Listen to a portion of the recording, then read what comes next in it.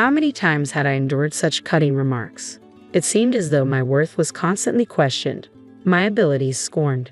I had entered into marriage with sincere affection, believing in the promise of happiness together. But as time wore on, that love faded into the ether. Instead, my husband's authoritative demeanor grew more pronounced with each passing day, burdening me even with the care of his own mother. I found myself teetering on the precipice of both physical and emotional exhaustion. If this trajectory persisted, I feared for my sanity. Yet in my darkest moment, an unexpected beacon of support emerged. My own mother-in-law, the very person whose care had become an additional weight on my shoulders. I'm happy to rewrite it for you. My name's Mary Wagner, and I'm 30 years old. After finishing university, I landed a job at a publishing company. However, I bid farewell to my career upon tying the knot, embracing the role of a full-time housewife.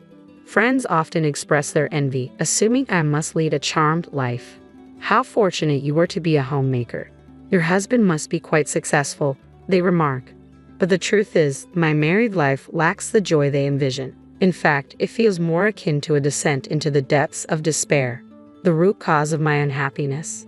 My husband Jack. Our paths crossed in the workplace, and after 2 years of courtship, we exchanged vows. Jack, 3 years my senior, possessed a reserved demeanor, and we weren't exactly the epitome of affectionate partners. Nonetheless, I was drawn to his steadfast sense of self and mature demeanor.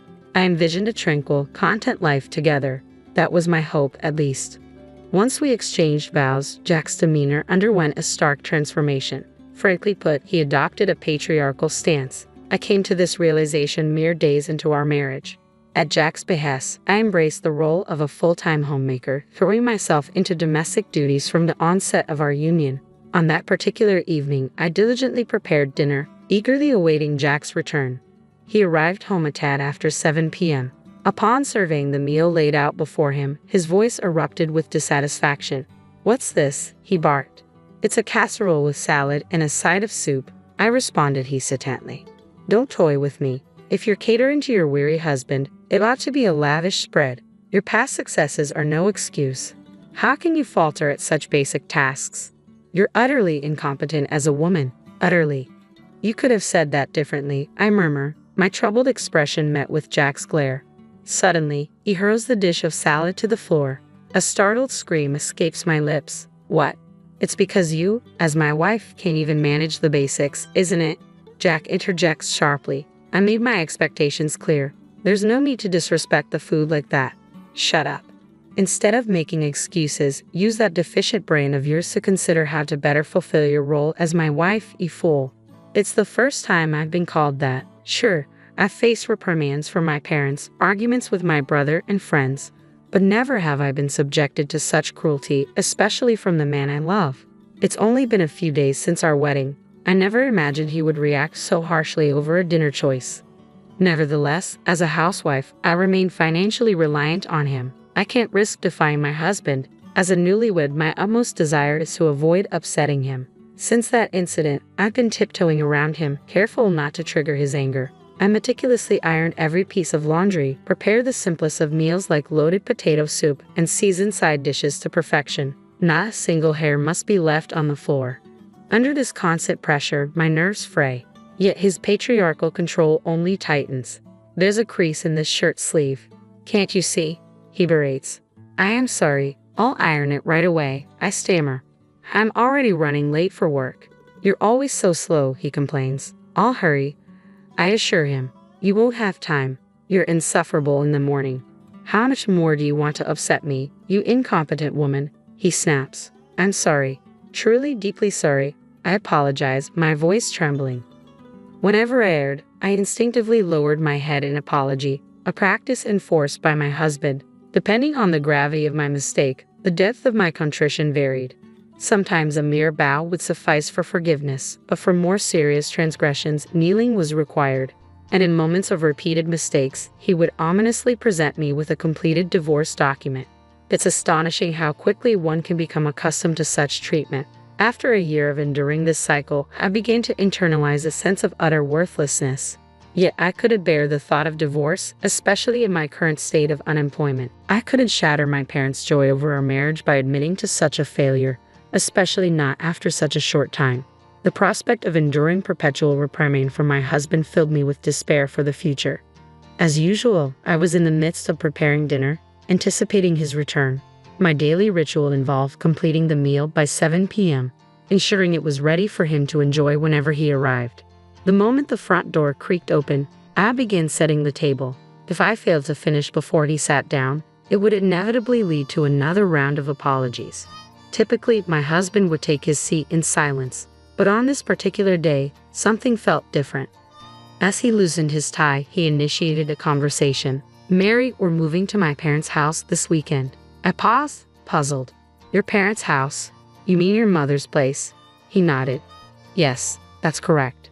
"Have everything packed by then?" I couldn't help but inquire, "Why the sudden change, Jack? You've always been adamant about not returning to your parents' house."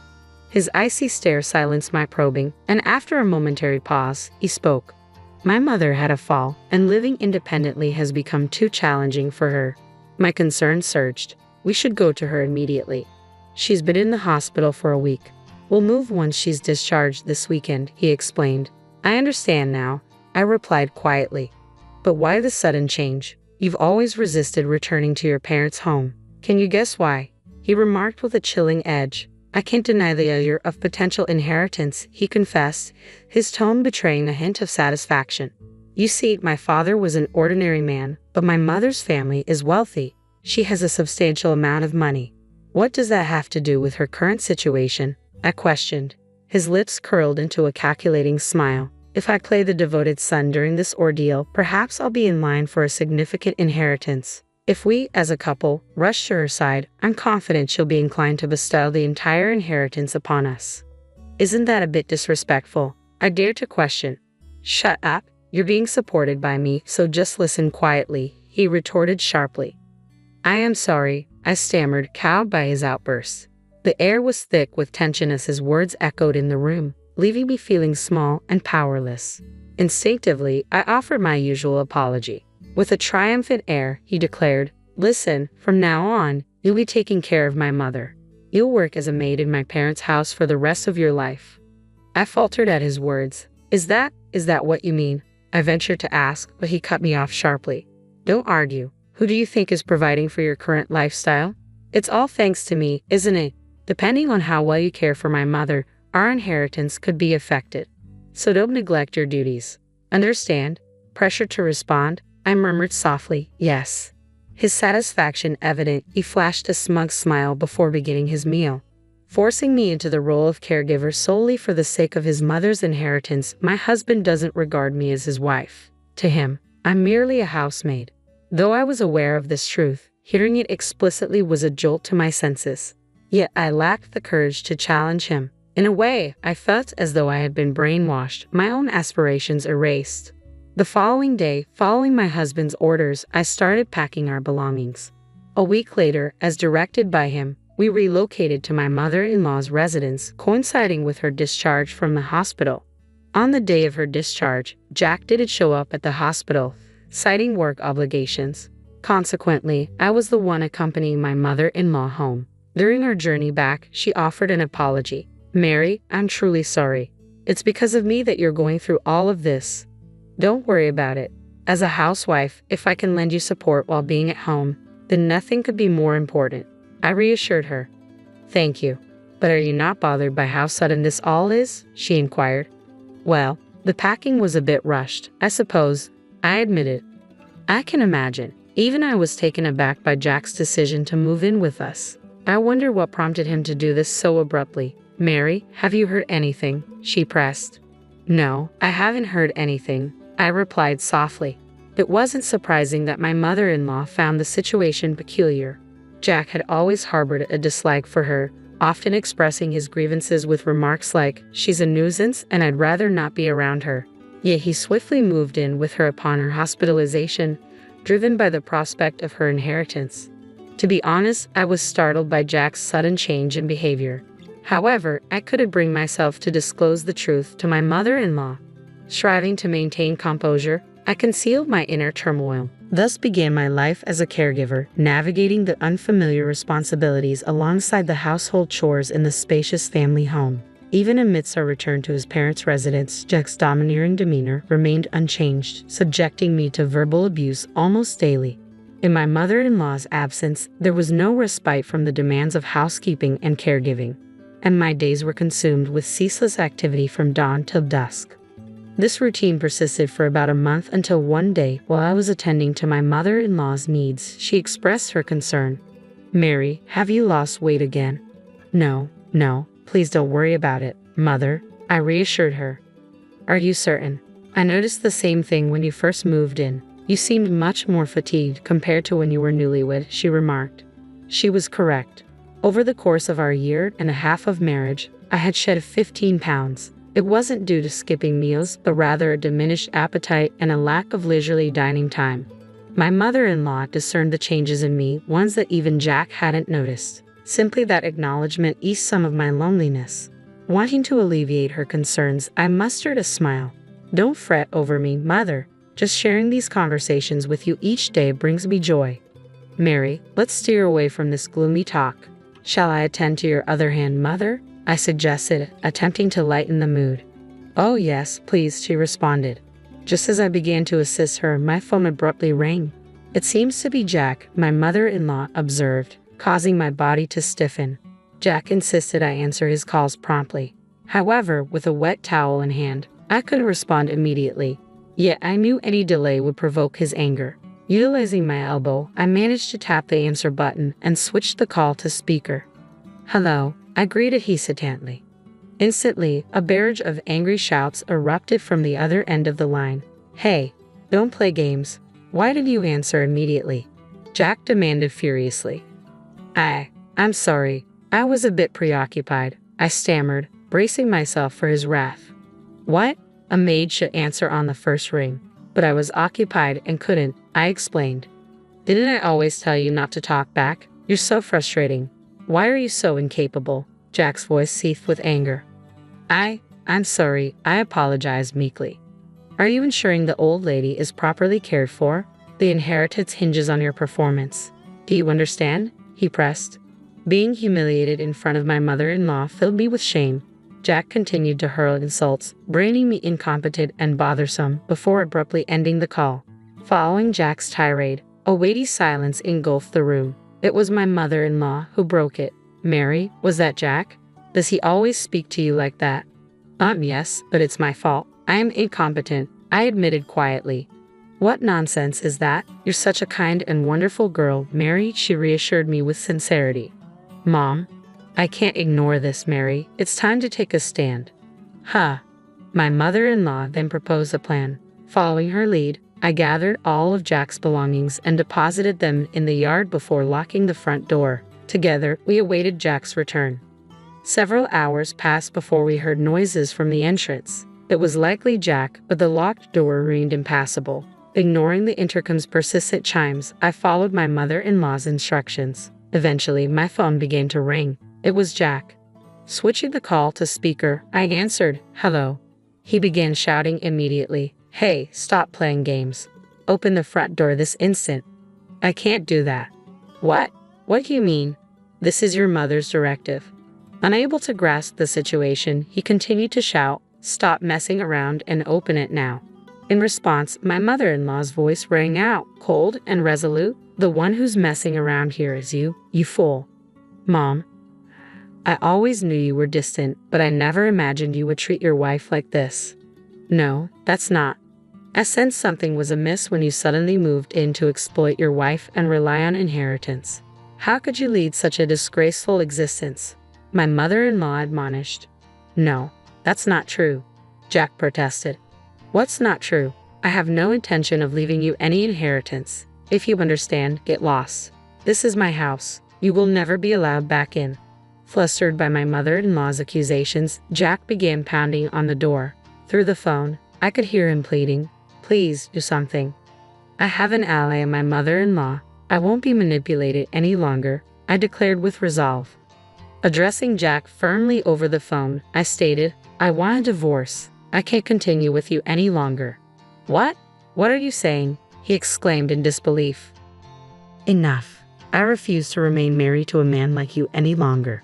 I refuse to squander my life. I refuse to sacrifice my own happiness for yours, I declared resolutely. Dee, don't be ridiculous. You can't live without me, Jack protested. There's nothing I can't handle. No matter how difficult it may be, it's preferable to being with you. I will conquer any obstacle. I no longer require your presence in my life. I refuse to tolerate garbage like you, I retorted firmly. With that, I abruptly ended the call and blocked his number. His shouts could be heard from outside, eventually turning into cries of despair. My mother-in-law reported his disturbance to the authorities. Due to his disruptive behavior, he was escorted away by the police. Using the divorce papers he had previously provided, I initiated formal proceedings to end our marriage. Additionally, I pursued legal action against him for the mental and physical anguish he had caused me. With my mother-in-law's support as a witness, the legal proceedings progressed smoothly. After compensating me with a lump sum, Jack's savings were depleted. Furthermore, his employment was terminated by his company upon discovering his police record, relegating him to a lower position.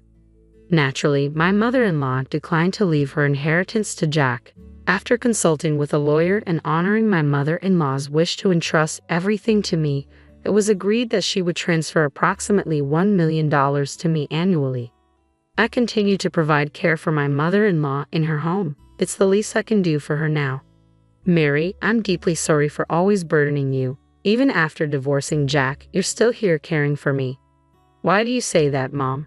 I should be the one thanking you. Truly, I feel blessed to have a daughter like you. The feeling is mutual. Let's continue to support each other, all right? My life alongside my mother-in-law is now filled with more joy than I could have imagined. I'll strive to do everything within my power for her until the end of her days. My name's Camilla, and I'm 30 years old. I live in a cozy house, a place full of memories, left to me by my dear grandmother. It's been my sanctuary, my little world, where everything just feels right. But, as life would have it, not everything outside these walls is as peaceful. You see, my family is a bit of a mixed bag. There's my husband John, a man of few words, who always seems to be caught in the middle of things. We've had our ups and downs, but who doesn't, right? Then there's my father-in-law, Robert. He was a gem, the kind of man who could light up a room with his smile. I always wondered how he ended up with Helen, my mother-in-law. To put it nicely, Helen is difficult. And that's me being polite. And let's not forget Lucy, John's sister. She lives nearby with her husband and kids in a rented apartment. Lucy and I never really clicked. Maybe it's because she's so much like Helen. I remember this one evening, a typical family dinner at our place. Robert was there, and as usual, he was the life of the party. "Camilla, this lasagna is divine," Robert said with a grin, taking another hearty bite.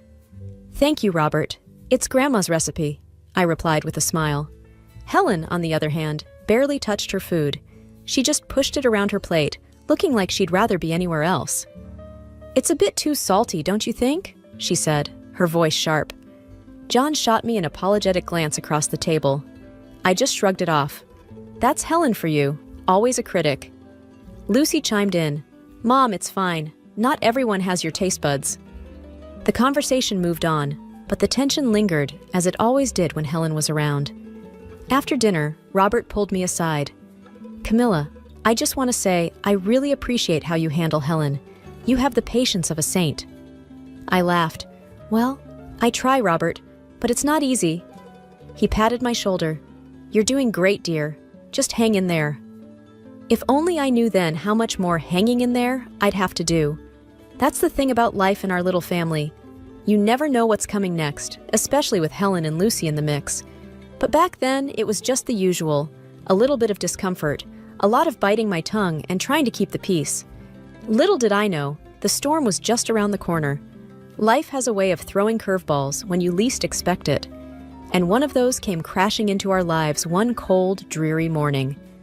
Robert, the one person who brought some light into our often tense family gatherings, passed away. It was sudden, a heart attack, they said. He was the glue that held us all together, and without him, things started to unravel quickly. The day after we got the news, I found myself in our kitchen, a steaming cup of coffee in hand, lost in thought. John walked in, looking like he hadn't slept a wink. He was the best dad anyone could ask for, John said, his voice heavy with sadness. I reached out, placing my hand over his. I know, honey. He was wonderful. We're going to miss him so much. John nodded, wiping away a tear. Mom's taking it hard. She's a mess. That wasn't hard to imagine. Helen without Robert was like a ship without a rudder, lost and directionless. And true to form, she became more difficult than ever. Every phone call with her was like walking on eggshells. A week later, we were at Helen's house. Lucy was there too, her eyes red from crying. The air was thick with grief and unspoken tension. We need to talk about what's next for Mom, Lucy said, breaking the uneasy silence. John sighed. Yeah, we do. She can't be alone in that big house. She needs someone around, just in case. Helen's gaze shifted to me, her eyes narrowing. I don't want strangers in my house. What about Camilla? She's home most of the time. I felt my heart sink. This was not what I had signed up for. Helen, maybe you could stay with Lucy. She's got more space, and the kids would love to have you around. But Helen shook her head, her lips a thin line. Lucy's place is always so noisy, and I can't stay in this house filled with memories of Robert. The conversation went around in circles, with no one willing to back down. Lucy seemed relieved at the thought of not having her mother move in with her. John looked torn between his mother and me, not sure which side to take. We left Helen's house that day with no resolution in sight. I could feel the storm clouds gathering, a sense of dread settling over me. How were we going to navigate this?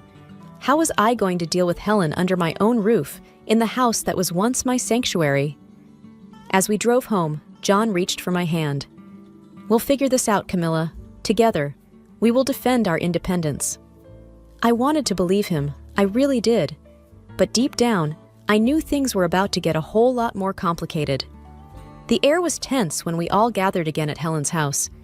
The living room felt smaller than usual, crowded with unspoken thoughts and emotions. Lucy was there, fidgeting nervously, while her husband, Mark, tried to look anywhere but at Helen. John and I sat on the edge of our seats, bracing for whatever was coming. So, have we decided what to do about Mom? Lucy finally broke the silence. Helen, who had been staring out the window, turned sharply. I've made up my mind, she declared. I'm giving this house to you, Lucy, and I'm moving in with Camilla and John. My jaw dropped. What? Helen, we didn't discuss this. Lucy's face lit up, a stark contrast to the shock on mine. Really, Mom?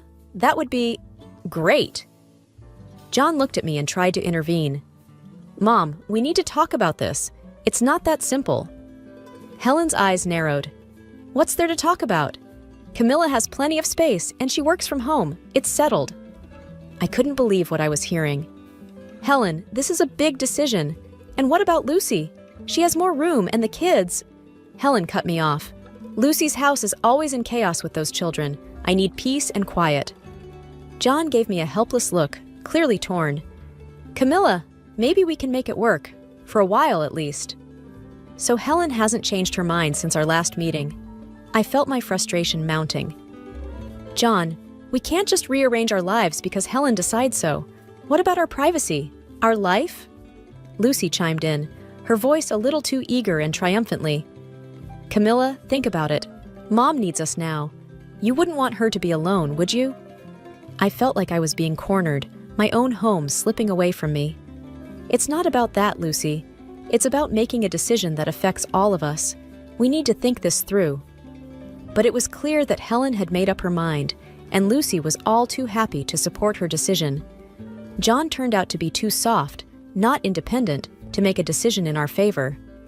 As we left Helen's house that day, the weight of the situation settled heavily on my shoulders. I was about to lose the one place where I had always felt safe and at peace, my sanctuary, and there was nothing I could do about it. The days following that dreaded meeting were some of the longest in my life. I tried to argue with John, to make him see reason, but it was like talking to a brick wall. Camilla, she's my mother. What do you want me to do? Turn her away? It wasn't that I wanted to turn Helen away. I just wanted a say in what happened in my own home. but it seemed like my say didn't count for much. Before I knew it, the day came when Helen moved in. She arrived with more luggage than I thought possible for one person. My once serene living room was now cluttered with her things. "I hope you don't mind, Camilla. I need all my things around me," Helen said, directing the movers here and there.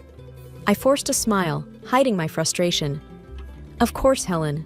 Make yourself at home." As the days turned into weeks, my patience wore thin. Helen had a way of making her presence felt in every corner of the house. She criticized my cooking, my cleaning, even the way I arranged the living room furniture. One evening, as I was trying to make dinner, Helen came into the kitchen. "You're cutting the carrots all wrong. Here, let me show you how it's done." I bit my tongue, handing her the knife. "Sure, Helen, show me." John walked in just then, and I could see he was trying to gauge the situation. "Everything okay here?" "Just teaching Camilla a thing or two about cooking," Helen said, a hint of smugness in her voice. I kept quiet, focusing on the onions I was chopping. John lingered for a moment, an awkward spectator, before mumbling something about checking the mail and leaving the kitchen. It wasn't just the constant criticism that got to me. It was the way Helen managed to turn John against me. Every time I tried to talk to him about how I felt, he accused me of being insensitive. "Camilla, she's going through a tough time. Can't you just cut her some slack?" John would say. I felt like I was losing not just my home, but my husband too. Then came the day when Helen decided she didn't like the color of the living room walls. "They're too dull. We need something brighter." I found myself reluctantly agreeing to repaint the room, just to keep the peace. As I watched the painters covering my once favorite shade of blue with a garish yellow that Helen had picked, I realized how much of my life I was giving up. My home didn't feel like mine anymore, and I wasn't sure how much more of this I could take. Living with Helen was like being on a never-ending roller coaster, except there were no thrilling moments, just a constant churning in the pit of my stomach. She had a complaint for everything. The food wasn't to her taste, the house wasn't clean enough, and the TV was never on the channel she liked. One evening, as I was trying to finish up some work on my laptop, Helen barged into the room, the TV remote in her hand. "Camilla, this TV is driving me nuts. I can't find my show." I sighed, closing my laptop. "Let me help you, Helen." As I flipped through the channels, trying to find her show, Helen muttered under her breath about how everything was better at her house. John walked in at that moment, and I looked up at him, hoping for some support. "John, can you please help your mother with the TV? I'm trying to finish my work." John frowned, looking from me to Helen. "Can't you see she's struggling, Camilla? It's just a TV show." I felt a surge of frustration. "It's not just about the TV, John. It's about having a little space to do my work, to have a moment of peace in my own house." Helen looked at John, her eyes welling up. "I didn't mean to be a burden. I just wanted to watch my show." John's expression softened as he turned to his mother. "Don't worry, Mom. I'll find your show." I watched as John took the remote from me and started channel surfing, trying to appease Helen. I felt invisible, unheard. The next day, Lucy dropped by with her kids. The house was chaotic, with the kids running around and Helen trying to dictate how to entertain them. I retreated to the kitchen to prepare some snacks, feeling overwhelmed. Lucy followed me into the kitchen, a smirk on her face. "Looks like Mom's really settled in, huh?" I didn't even try to mask my irritation. "It's a lot, Lucy. It's not easy having your entire home life turned upside down." Lucy shrugged, unconcerned. "Well, she's family. You just have to deal with it." That evening, as we all sat down for dinner, the tension was palpable. Helen criticized the pasta I made. John was silent, and Lucy's kids were restless. I finally snapped. "I can't do this anymore. I need some space, some respect in my own home." Helen gasped, and John shot me a look of disbelief. "Camilla, how can you be so selfish?" I stood up, my chair scraping loudly against the floor. "Selfish? I've been nothing but accommodating. This is my home too, John." The argument escalated, voices raised, words flying like daggers. John stormed out of the room, and Helen sat there looking smug. That night, as I lay in bed, listening to the muffled sounds of the TV from the living room where Helen slept, I realized something had to change. I couldn't live like this anymore. But how was I going to make John see that? How was I going to reclaim my life? The days after the big argument were filled with a tense silence. John and I barely spoke, and Helen acted like she owned the place, more so than ever.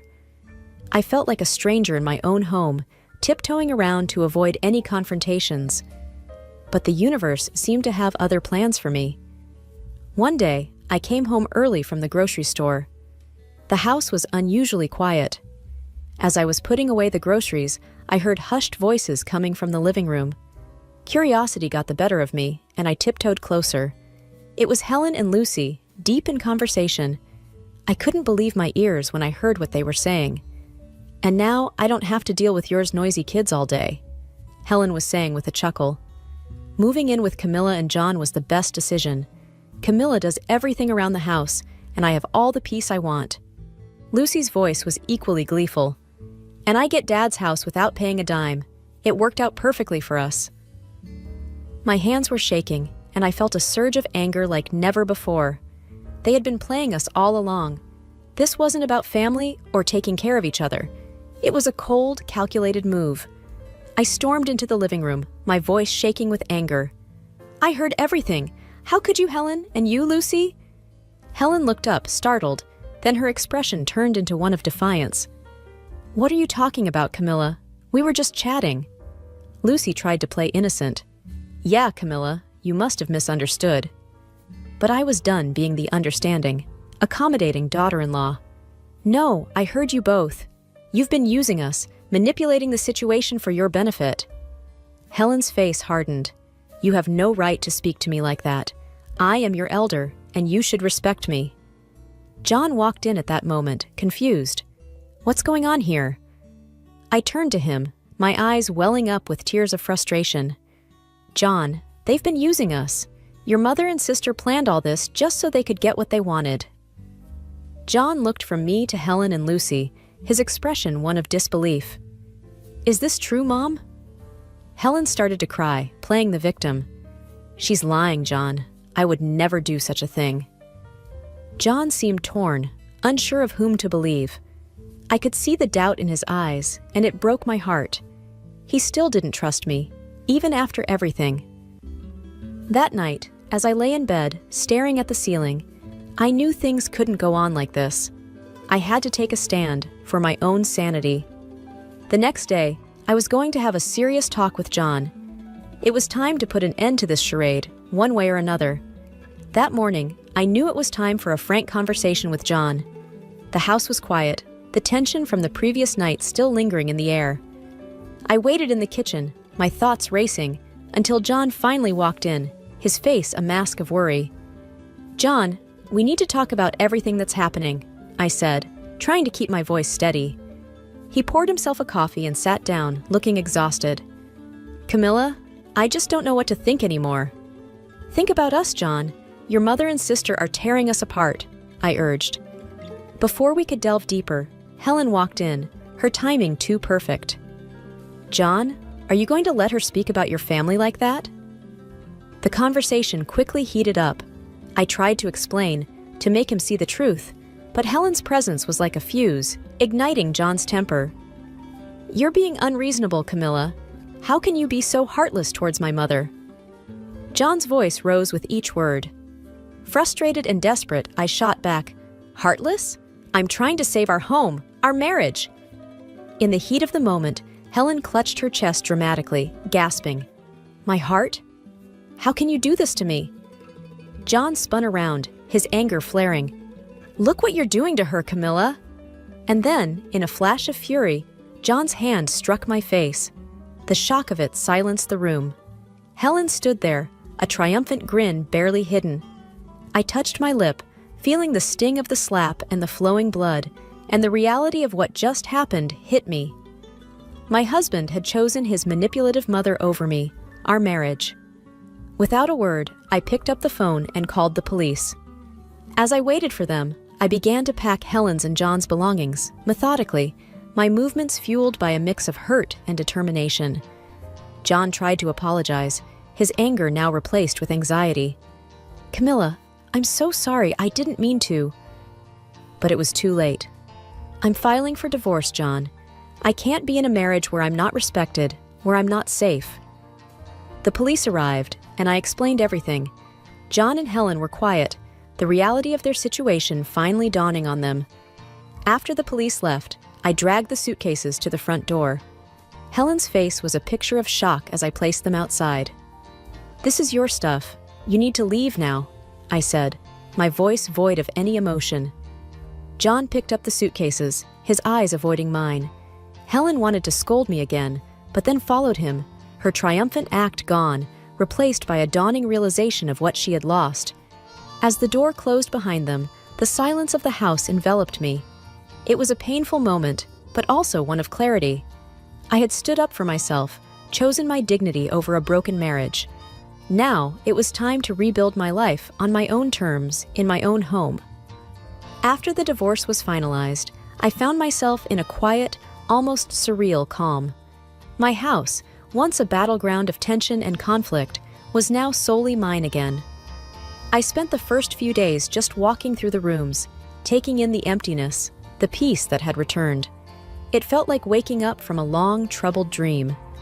I started by returning the house to its former appearance, undoing the changes Helen had imposed. Each shift, each movement, felt like a step towards reclaiming my life.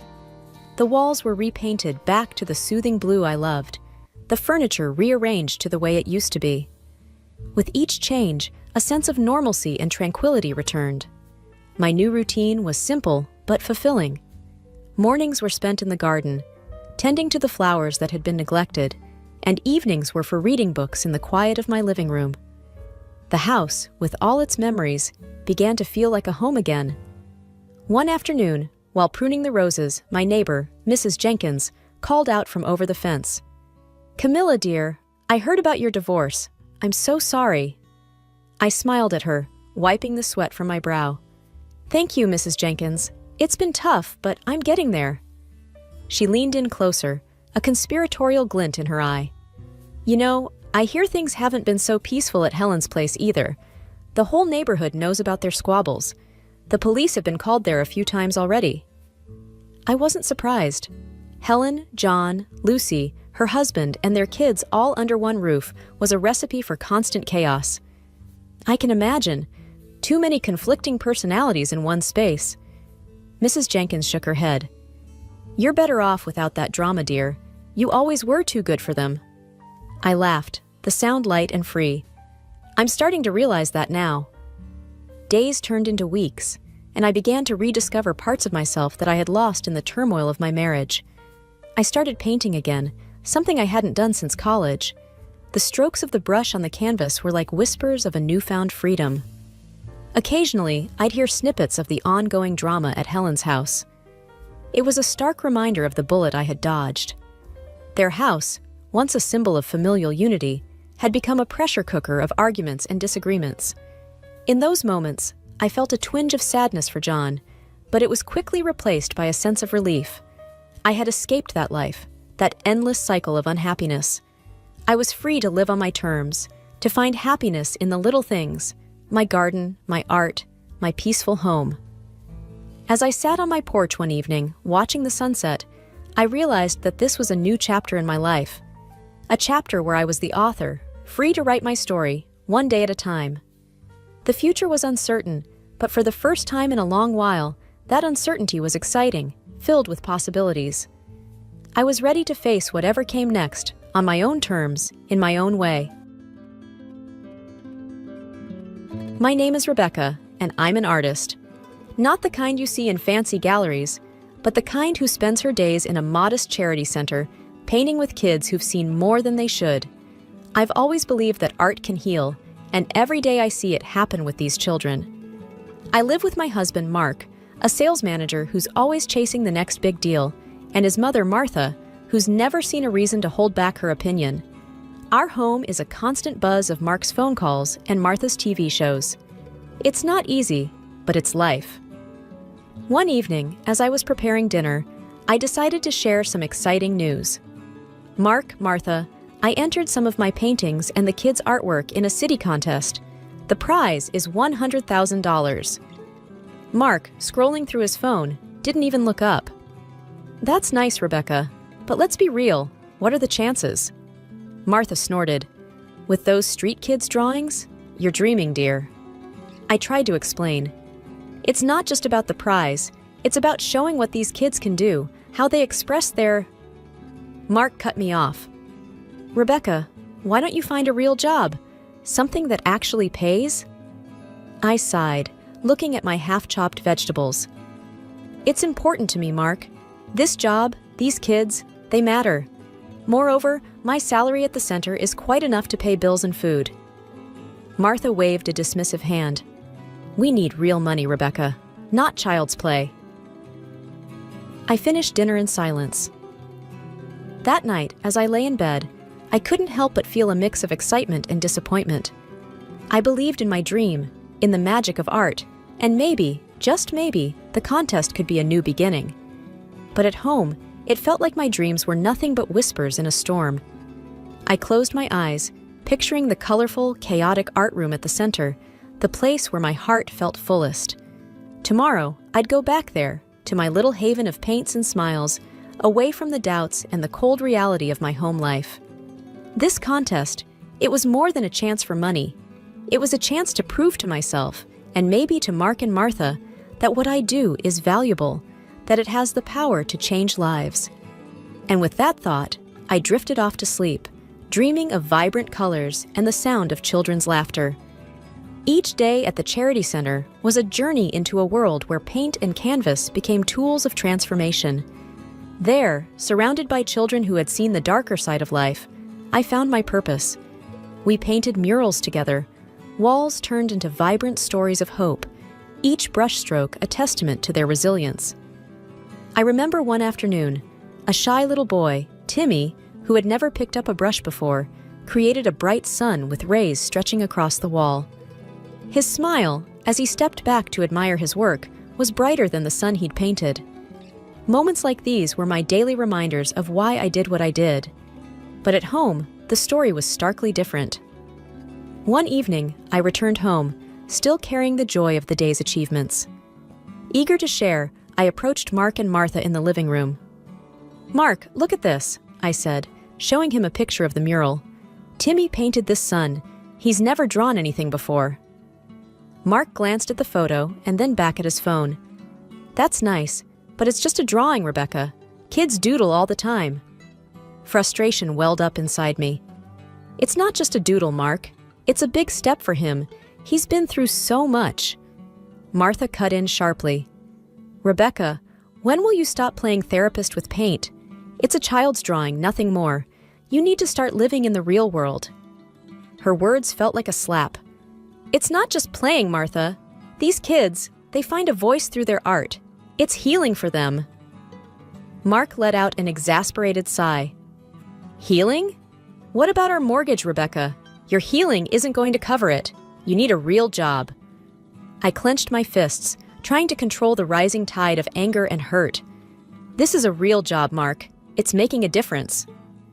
Martha snorted. Difference? What difference does it make when I'm ashamed to tell my friends where you work? You need to wake up and see reality, Rebecca.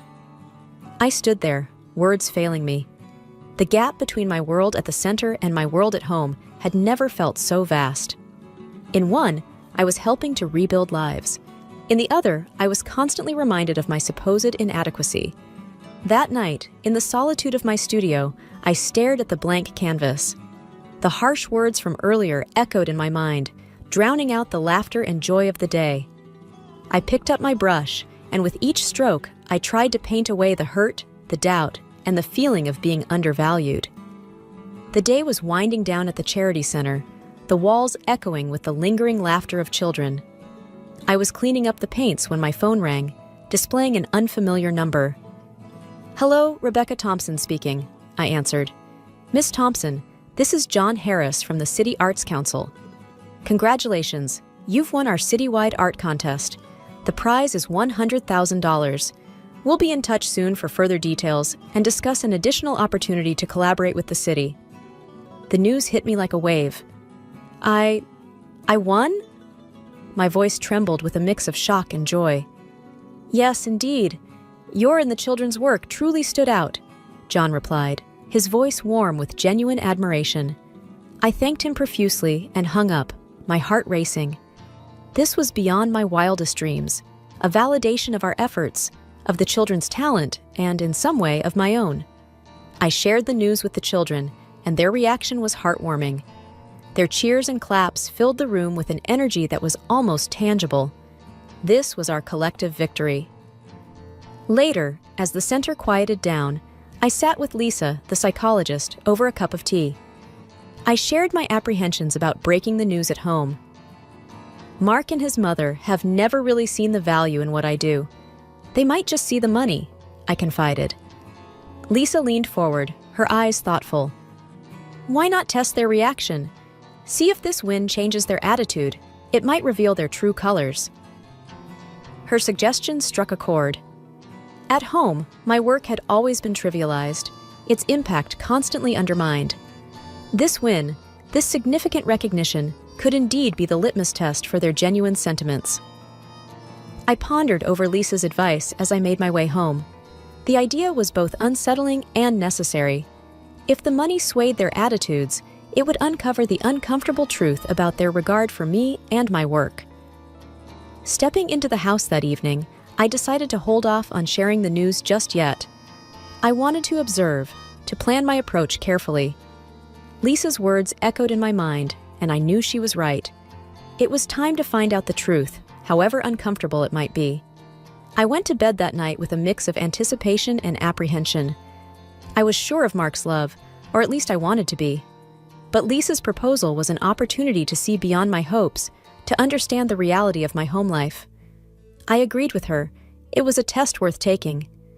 That evening, I decided it was time to put my plan into action. Sitting at the dinner table with Mark and Martha, I took a deep breath and said, I have something to tell you. I won the city art contest. The prize is $100,000. The reaction was immediate and dramatic. Mark's fork dropped to his plate with a clatter, and Martha's eyes widened in disbelief. $100,000? Rebecca, that's incredible, Mark exclaimed, his usual indifference replaced by a surprising enthusiasm. Martha, who had always been quick with a critical word about my job, suddenly softened. Dear, that's wonderful news. We're so proud of you, she said, her tone unusually warm. During the meal, Martha fussed over me more than she ever had, offering me the best pieces of chicken and constantly refilling my glass. Mark, too, was uncharacteristically attentive, asking about my artwork and the contest in detail. Their newfound affection was overwhelming, almost suffocating. I noticed them exchanging glances, a silent communication that I couldn't decipher. It was as if a switch had been flipped, and the usual cold, dismissive atmosphere had transformed into one of exaggerated warmth and interest. Later that evening, I stepped out of my room to get a glass of water and overheard a hushed conversation coming from the living room. Curiosity got the better of me, and I quietly moved closer. We can finally redo the kitchen like we wanted, I heard Martha say in a hushed tone. And get that new car. We deserve it after all, Mark added, his voice laced with greed. There was a pause before Martha spoke again. Once we have the money, we can think about... Well, Rebecca doesn't really need to stay here anymore, does she? My heart sank as I listened. Their words were like daggers, revealing their true intentions. The affectionate dinner wasn't for me. It was for the money. They were already planning to spend my winnings on themselves and even discussing getting rid of me. I quietly retreated to my room, their words echoing in my ears. The test had revealed their true colors, and they were darker than I had imagined. I lay in bed, a mix of hurt and clarity washing over me. This was not the love and support of a family. It was opportunism, plain and simple. As I closed my eyes, the weight of their betrayal pressed heavily on my heart. The truth was out, and now I had to decide what to do with it. The morning air was tense as I sat down for breakfast with Mark and Martha. The news I was about to break would surely stir the pot, but I was determined to see it through. Casually, I started, I've decided what to do with the contest money. They both perked up, leaning in with a keen interest that had been absent before. I'm donating the entire $100,000 to the charity center, I said, watching their faces for reaction. The response was immediate and explosive. "What?" Mark slammed his hand on the table, his face red with anger. "Are you out of your mind, Rebecca?" Martha's voice was shrill, filled with disbelief and outrage. "You're giving away our ticket to a comfortable life? You foolish girl!" I remained calm, though their words stung. "It's not our money. It's mine, and those kids need it more than we do." Mark's voice was laced with scorn. "This is the most idiotic thing I've ever heard. You're a fool, Rebecca." Martha's anger bubbled over, her words harsh and unfiltered. "You've always been a disgrace, pretending to be some saint with those street kids. And now this? Throwing away a fortune?" I tried to explain. "It's not throwing it away. It's helping children who have nothing." But Mark was relentless. "It's not just about the money. You've always been this way, naive and foolish. I should have seen it sooner. I was planning to wait, spend the money first, but now? Now I want a divorce, Rebecca. I can't be with someone who throws away opportunities like this." His words cut through me, but they also brought clarity. This was the reality of our marriage, stripped of any pretense. I looked at them both, my decision firm. If that's how you feel, then it's clear to me now. This marriage, this relationship, was never about us. It was about convenience, about money. Without another word, I stood up and walked away from the table, away from the vitriol and greed. Their shouts and insults followed me, but they no longer had the power to hurt me. I had seen the truth, and it had set me free. The days following my announcement were cold and quiet. The house felt more like a battleground than a home. Mark and Martha avoided me, their disappointment and anger hanging in the air like a thick fog. I was packing some of my belongings in the bedroom when Mark walked in. His face was hard, his eyes void of the warmth I once knew. "So, you're really doing this? Throwing away our life for some charity?" he asked, his voice edged with bitterness. "I'm not throwing away our life, Mark. I'm choosing to do what's right with my money," I replied, folding a sweater into my suitcase. He let out a harsh laugh. "Your money? It was supposed to be our ticket out of here, Rebecca, and you just gave it away like it was nothing." "It was never about the money for me, Mark. It's about helping those kids, something you never understood." His frustration boiled over. "You're so blinded by your so-called mission that you can't see the real world. You're a dreamer, Rebecca, and dreamers don't survive."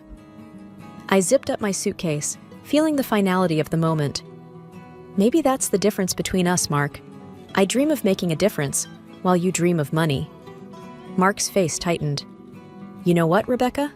Maybe it's better this way. I can't be with someone who doesn't see reality. I want a divorce."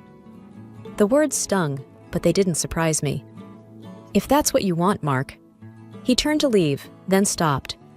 "You were always a fool, Rebecca. I just didn't see it until now." After he left the room, I sat on the edge of the bed, the weight of his words sinking in. The love I thought we had was overshadowed by greed and misunderstanding. As I carried my suitcase downstairs, Martha didn't even look at me. Her disdain was clear, her silence louder than any words. Stepping out of the house, I felt a sense of relief mixed with sorrow. The chapter of my life with Mark and Martha had closed, but ahead of me was a path of my own making. I got into the taxi, glancing back at the house one last time. This wasn't just an end, it was a beginning of a life where I could be true to myself and my dreams, free from the chains of greed and misunderstanding. The day to sign the divorce papers arrived with a mix of relief and finality. I walked into the lawyer's office, feeling a sense of purpose. Mark was there, and to my surprise, Martha accompanied him. Their presence together was a stark reminder of the life I was leaving behind. As we sat down, Martha didn't waste any time. "You're making a huge mistake, Rebecca. Throwing away a marriage over some charity money," she hissed, her tone laced with disdain. "And how do you plan to survive? With your tiny salary? You can't even afford a decent place to live," she continued, her words sharp and biting. Mark sat silently, casting contemptuous glances at me. I listened to Martha's tirade, feeling a strange detachment. Their words no longer had the power to hurt me. Once the paperwork was done, and it was time to leave, I turned to them, a smile playing on my lips. "You know, I was just testing you," I said, their confused looks fueling my confidence. Testing us? Mark echoed, puzzled. Yes, I wanted to see how you'd react if I said I was donating all the money, and you both showed your true colors. Martha's face contorted in confusion. What are you saying? I'm not giving all the money to charity. That was a lie. And the city? They've given me several lucrative projects. I'm going to be just fine, I said, the satisfaction of revealing the truth making my words strong and clear. The color drained from Mark's face, and Martha's mouth hung open in shock. Their reaction was everything I had expected and more. Mark suddenly found his voice, desperation seeping through. Rebecca, please, I'm sorry. I didn't mean any of it. Can we start over? I looked at him, once my husband, now a stranger begging for a second chance. No, Mark, we can't. You showed me who you really are, and I have no desire to be with someone like that. Turning to Martha, I added, and you, Martha, should know that money isn't everything. What I do, my work, it matters more than any luxury you crave. Without another word, I walked out of the office, leaving them behind in their shock and disbelief. I walked into the sunlight, feeling lighter and more confident than I had in years. The divorce was the end of a painful chapter, but it was also the beginning of something new. A chapter where I was the author of my own story, unburdened by others' greed and deception. It was a freedom hard-earned and well-deserved. The months following my separation from Mark and Martha unfolded like a series of vibrant brushstrokes on a once blank canvas. I found myself immersed in a new rhythm of life, one that echoed with the sounds of children's laughter at the charity center and the quiet concentration of my work on city projects. My world, once confined to the expectations and criticisms of a household that didn't understand me, had expanded into a realm where my passion for art and my dedication to helping others were not just acknowledged, but celebrated. I had rented a small apartment in a quaint part of town. It wasn't luxurious, but it was mine, a sanctuary where the walls were adorned with my paintings and the cheerful artwork of the children from the center. Each piece told a story, a reminder of the journey I had embarked on and the lives that had intertwined with mine. The decision to donate half of my prize money to the charity center had set a series of unexpected events in motion. The local newspapers and community blogs picked up the story, intrigued by the artist who chose charity over personal gain. My phone began ringing with inquiries and offers.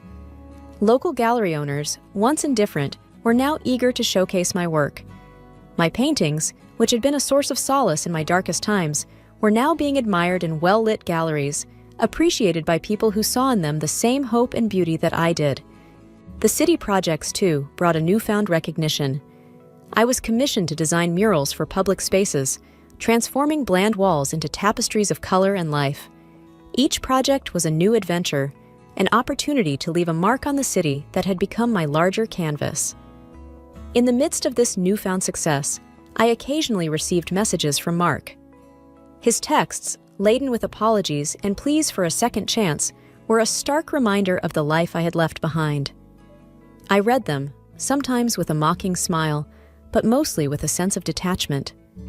The pain he had caused was a part of my past, a chapter that had closed the day I walked out of that house. His words, once capable of cutting me deeply, now seemed superficial, like ripples on the surface of a lake that could not disturb its depths. Evenings in my apartment were a time of reflection and creativity. I would often sit by the window, a cup of tea in hand, looking out at the city lights, thinking about the twists and turns my life had taken. The betrayal and hurt had been a crucible, burning away the illusions and leaving behind a clarity of purpose. I realized I had found strength in my vulnerability, courage in facing the unknown, and an unshakable belief in the power of art to heal and transform. On weekends, I conducted art workshops at the charity center. The children, each with their own story of resilience, continued to be my greatest inspiration. We painted together, our collective imagination turning blank canvases into expressions of joy, pain, and hope.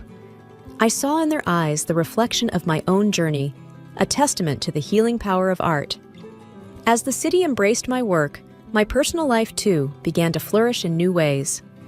I made friends in the art community, A group of eclectic and supportive individuals who appreciated me for who I was. We shared stories, laughed, and dreamed together. For the first time in a long time, I felt a sense of belonging. One evening, as I finished a painting for an upcoming exhibition, I stepped back to take it all in. The vibrant colors on the canvas, the sense of accomplishment, the peace that filled my heart. It was a far cry from the days of doubt and belittlement. I had emerged from the shadows of a stifling relationship into the light of self-discovery and fulfillment. As I closed the lights that night and settled into bed, I thought about the future. It was unwritten, full of unknowns, but I was no longer afraid. I had weathered the storm and found my rainbow on the other side. My story was one of transformation, a reminder that even in our darkest moments, there is the potential for a masterpiece, and I was just getting started. Look, it's not like Mark and I had fireworks or anything when we met. We just clicked, you know? We were two people who found out we fit well together, and that was that. Love came later, like a surprise guest at a party you didn't know you were throwing. I'm Emily, by the way. Emily Johnson. Well, now it's Patterson since I married Mark. Mark's a great guy, steady and kind. But his family? That's a whole other story. His dad, Mr. Patterson, he's all right. A quiet man who loves his garden more than anything. But his mom, Mrs. Patterson, and I, we just never hit it off. Then there's Linda, married to Mark's older brother, Dave. She's the perfect daughter-in-law, always agreeing with Mrs. Patterson, always a step ahead in pleasing her. It's like she's playing a role in some drama where she's the star, and Mrs. Patterson is the adoring audience. So, one day, we're all at their place for dinner. Mark and I, Dave and Linda, and the Pattersons, of course. Mrs. Patterson's going on and on about their new house. You know, the one they got with a huge mortgage? She's like a broken record, always comparing it to our small apartment. Mrs. Patterson's voice cut through the air, sharp and clear. You really should think about upgrading, Emily. Living in such a cramped space, it's just sad. I tried to keep my cool. We're happy with what we have, Mrs. Patterson. It's cozy. Linda chimed in, her voice dripping with fake sympathy. Oh, but just imagine having a place like this. You must be so envious. Mark squeezed my hand under the table, a silent plea for me to let it go. I bit my tongue and forced a smile. Yeah, Linda, maybe one day, I said, keeping my voice light. Mr. Patterson, trying to change the subject, asked Mark about his work. I was grateful for the distraction. Mark talked about his latest project, and for a moment, we all fell into a more comfortable conversation. But Mrs. Patterson couldn't help herself. Well, it's good you're keeping busy, Mark. But with Emily not working, I do wonder how you manage. It must be tough. I felt my face flush. Actually, I've been thinking about starting my own business, I said, more to stand my ground than anything else. Mrs. Patterson raised an eyebrow. A business? What can you possibly do? Before I could answer, Linda laughed. Oh, let's not bore ourselves with fantasies. More wine, anyone? The evening dragged on, filled with more jabs and thinly veiled insults. By the time Mark and I got back to our apartment, I was fuming. Mark tried to calm me down. Hey, just ignore them. We know what we have, and that's all that matters. I nodded, but inside, I couldn't shake off the feeling of being looked down upon, of being the underdog in a family that thrived on appearances and material wealth. Little did I know, things were about to get a whole lot more complicated. Life's funny, you know? One minute you're thinking you've got it all figured out, and the next, you're wondering how you got stuck in this sitcom of a family drama. That's how it felt every time we visited Mark's parents. Their new house was like a trophy, big, shiny, and always on display. I remember this one Saturday. Mark and I were at our place, enjoying our usual lazy morning routine, when he got a call from his dad, asking if we could come over. I knew what that meant. Another round of show off the house and make Emily feel small. We got there, and Mrs. Patterson was in full hostess mode, guiding us through rooms we'd seen a dozen times already. And here's the new coffee table we got. Italian marble, you know. It's quite expensive, but you get what you pay for. Mark, bless him, always tried to be diplomatic. Looks great, Mom. Really ties the room together. I just nodded along. What else could I do? Then came the inevitable comparison. "I just can't imagine how you two manage in that tiny apartment of yours. It must feel so cramped," Mrs. Patterson said, her voice all sugary concern. I felt my patience wearing thin. "It's not that bad, Mrs. Patterson. We like it," she tisked, shaking her head. "But you deserve better, Emily. A woman should have a proper home, not some shoebox." Before I could bite back a retort, Mark's dad, Mr. Patterson, called out from the kitchen. "Anyone wants a beer?" "I'll help you, Dad," Mark said quickly, giving me a look that said, "Please, no drama." I was left alone with Mrs. Patterson and Linda. Linda, ever the eager sidekick, piped up. "You know, Emily, there's a certain charm to living minimally, but of course, it's not for everyone. Some of us prefer comfort."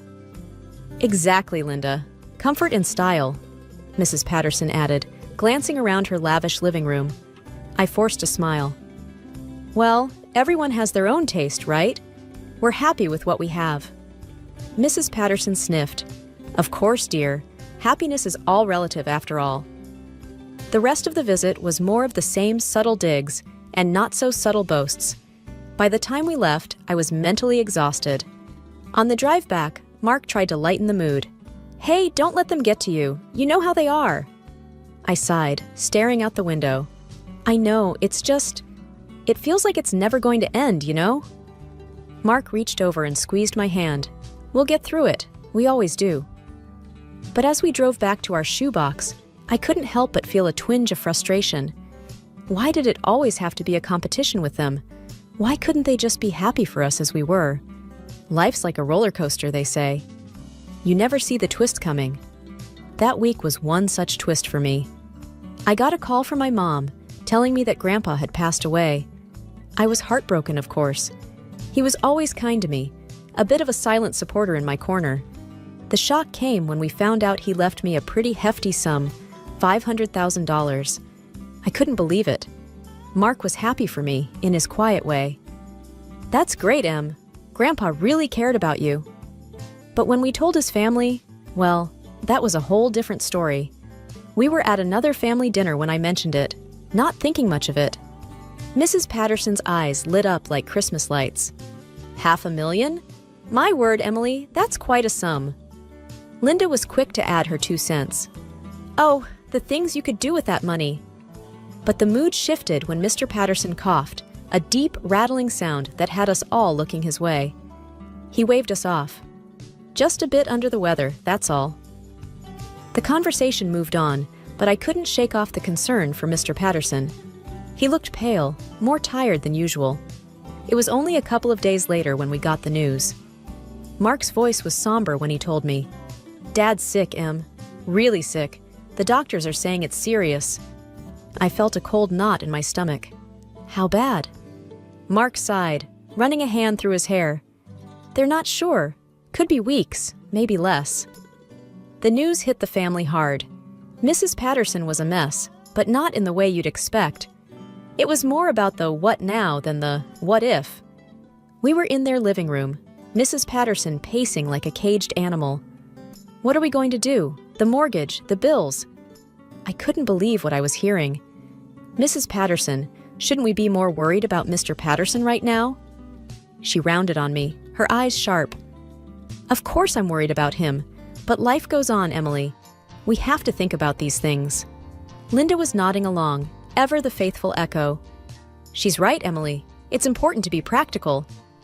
I looked at Mark, hoping for some support, but he just looked tired, torn between his ailing father and his panicking mother. I bit back any further comments. It wasn't the time or place. But as we left that night, I couldn't help but feel a growing sense of unease.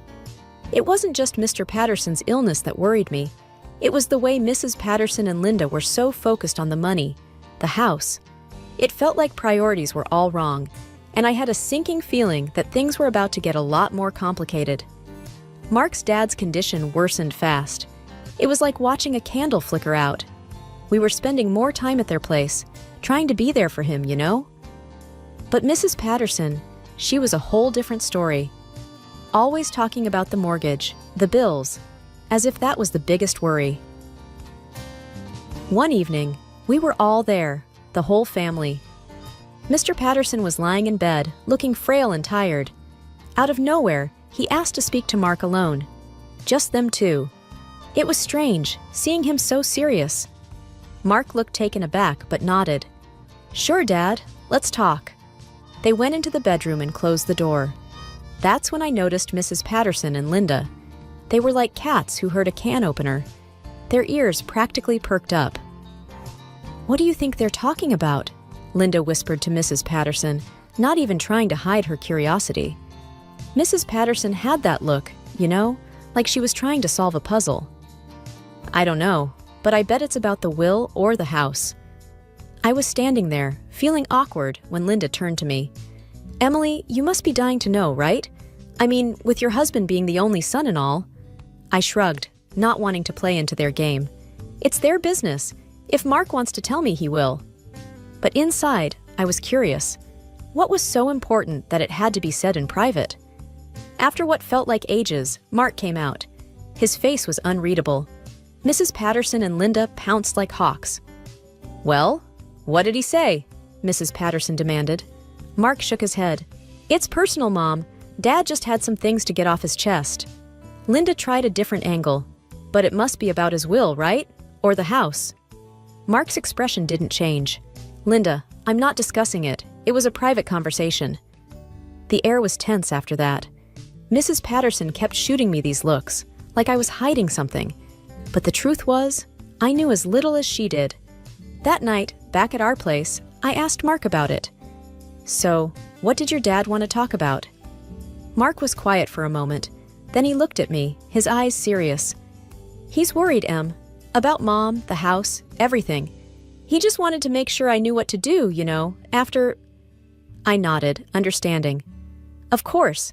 But deep down, I had this feeling that there was more to it, something Mark wasn't telling me. And whatever it was, I knew it was big. Mr. Patterson's passing hit everyone like a ton of bricks. It was one of those times when you realize life's too short, but some people never get that memo. The funeral was barely over when Mrs. Patterson started talking about the mortgage again. We were all at their house after the service, kind of a somber gathering when she brought it up. Now that he's gone, we need to think about the future. The mortgage on this house won't pay itself. Linda was nodding along, always her loyal supporter. It's a lot of responsibility, especially now. I was still in my black dress, feeling the weight of the day, when Mark's mom turned to me. "Emily, you recently came into some money, right? It only seems fair that you contribute, given the circumstances." I was stunned. Was she really asking me to pay off their mortgage with my inheritance? "Mrs. Patterson, it's not why Grandpa left me that money." Mark was rubbing his temples, looking like he wanted to be anywhere but there. "Mom, let's not do this now, please." But she was like a dog with a bone. "Mark, I'm just being practical. We're family, and families support each other. Emily, you can afford it now, can't you?" I felt my face getting hot. It's not about affording it. It's about what's right.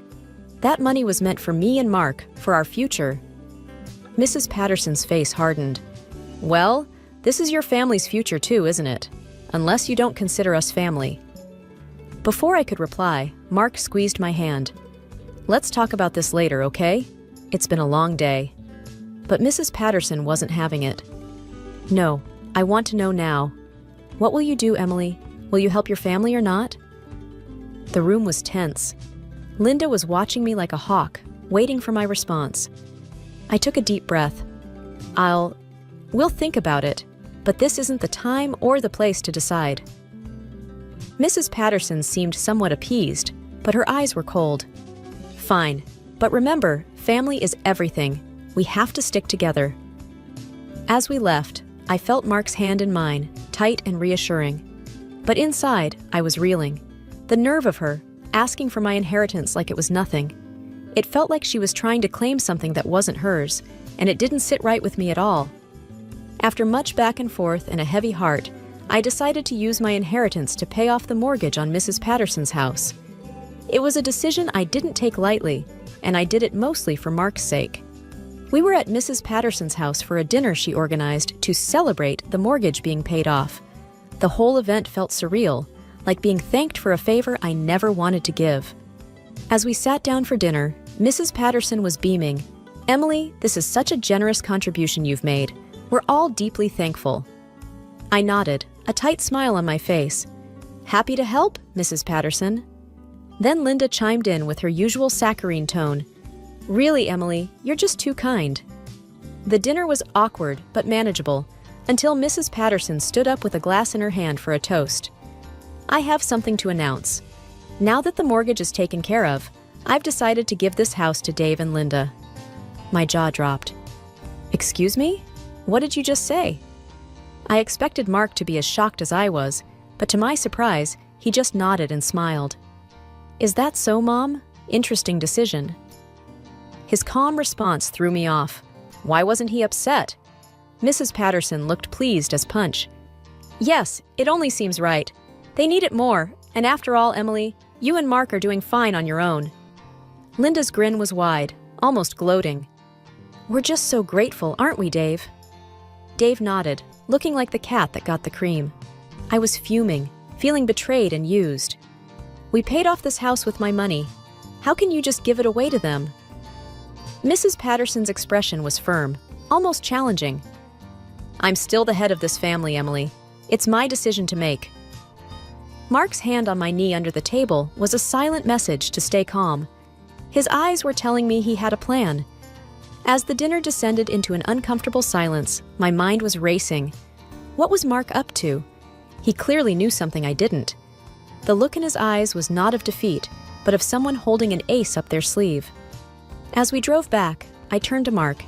"You knew, didn't you? You knew what your mother was going to do." Mark's smile was mysterious. "Let's just say, I had a feeling. Don't worry, Em. This isn't over yet." His words were cryptic, but they gave me a glimmer of hope. Maybe, just maybe, we weren't as outplayed as I thought. Sitting in our living room, the tension was thick. Mark finally broke the silence. "Em, there's something you should know. About the house. Dad did something before he passed." I leaned forward, my heart pounding. "What are you talking about?" Mark took a deep breath. "Dad knew about Mom's plans with the house.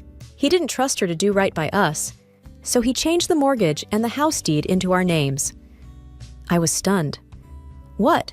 But how?" "He did it right after he found out about his illness," Mark explained. "He wanted to make sure the house went to those who really paid for it. That's us, Em. We own the house now."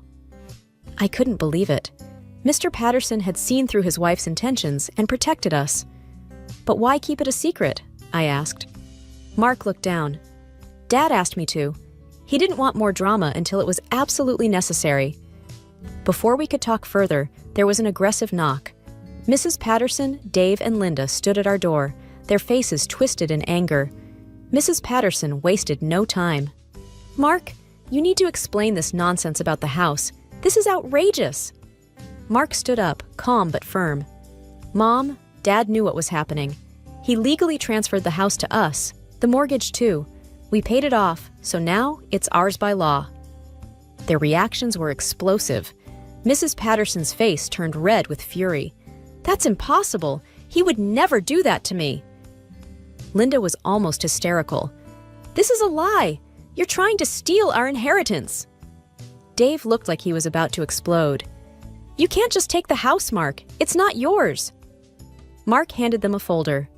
"Here are the papers. The deed, the mortgage transfer, everything. It's all legal and binding." Mrs. Patterson snatched the papers, her hands trembling. As she scanned them, her face drained of color. This is a trick. You must have forced him," she screamed. "No, Mom. Dad was clear-headed. He did this to protect what's fair," Mark replied, his voice steady. The argument went on, their accusations filling the room. But the truth was in black and white. The house was legally ours. "You've torn this family apart," Linda yelled, tears streaming down her face. Mrs. Patterson turned to me, eyes filled with hatred. "You've done this, Emily. You and your money." But I stood my ground, feeling a sense of justice. "No, Mrs. Patterson. This was Mr. Patterson's decision. He wanted to right a wrong." Eventually, they left, seething with anger and disbelief. The door closed behind them, leaving us in a bittersweet silence. We had the house, but at what cost? Yet, in my heart, I knew we had honored Mr. Patterson's wishes. He had given us a home, and in doing so, had also given us a new start. We thought the worst was over until Dave, red-faced with anger, burst into our house a few days later. "You think you've won, huh?" Dave was practically shouting. "Dad paid a chunk of the mortgage before he died, $100,000. That means part of the house belongs to us." Mark remained calm, something I'd always admired about him. "Dave, Dad thought of that. He asked me to deposit an equivalent amount into a separate account in case of disputes." I was standing in the corner, watching the scene unfold. Dave, his face a mix of anger and confusion, and Mrs. Patterson, who had followed him in, looking like a thundercloud. "What? That's preposterous," Mrs. Patterson stammered. Mark continued, "The $100,000 will be divided among the heirs, you, Mom, and me. That was Dad's wish." Mrs. Patterson was shaking with rage. "This is a trick! You're manipulating everything! You've always been cruel and selfish." Linda, tears streaming down her face, joined in. "How can you do this to your own family? It's heartless!" The air was thick with tension and accusations. I felt a surge of courage and stepped forward. "Enough!" I raised my voice, something I rarely did. "This is our home. Dad made his decision, and it's legal. It's time you all accept it." Dave was seething. "This isn't the end, Mark. We won't let this go." Mark's response was firm, yet calm. "You do what you need to, Dave. But this was Dad's decision. We're just honoring it." The confrontation ended with Mrs. Patterson, Dave, and Linda leaving our house, their threats and accusations still hanging in the air. As the door closed behind them, Mark and I were left in the quiet of our home, a mixture of relief and sadness in the air. Mark wrapped his arms around me. "I'm sorry you had to go through all this, Em." I leaned into his embrace. "It's not your fault. We did what was right." We stood there for a moment, in the home that had caused so much turmoil, but was now truly ours.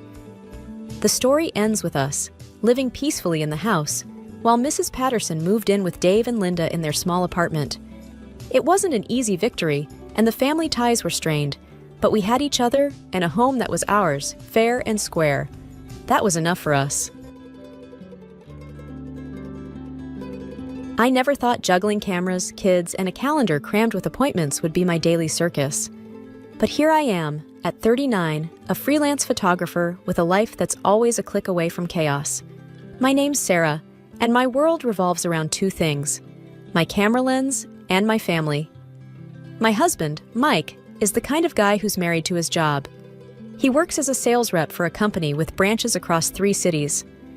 I can't remember the last time we had a meal together without him rushing off or being glued to his laptop. And then, there are our kids, Lily and Max, both in school, and a whirlwind of activities and homework. "Mama, have you seen my math book?"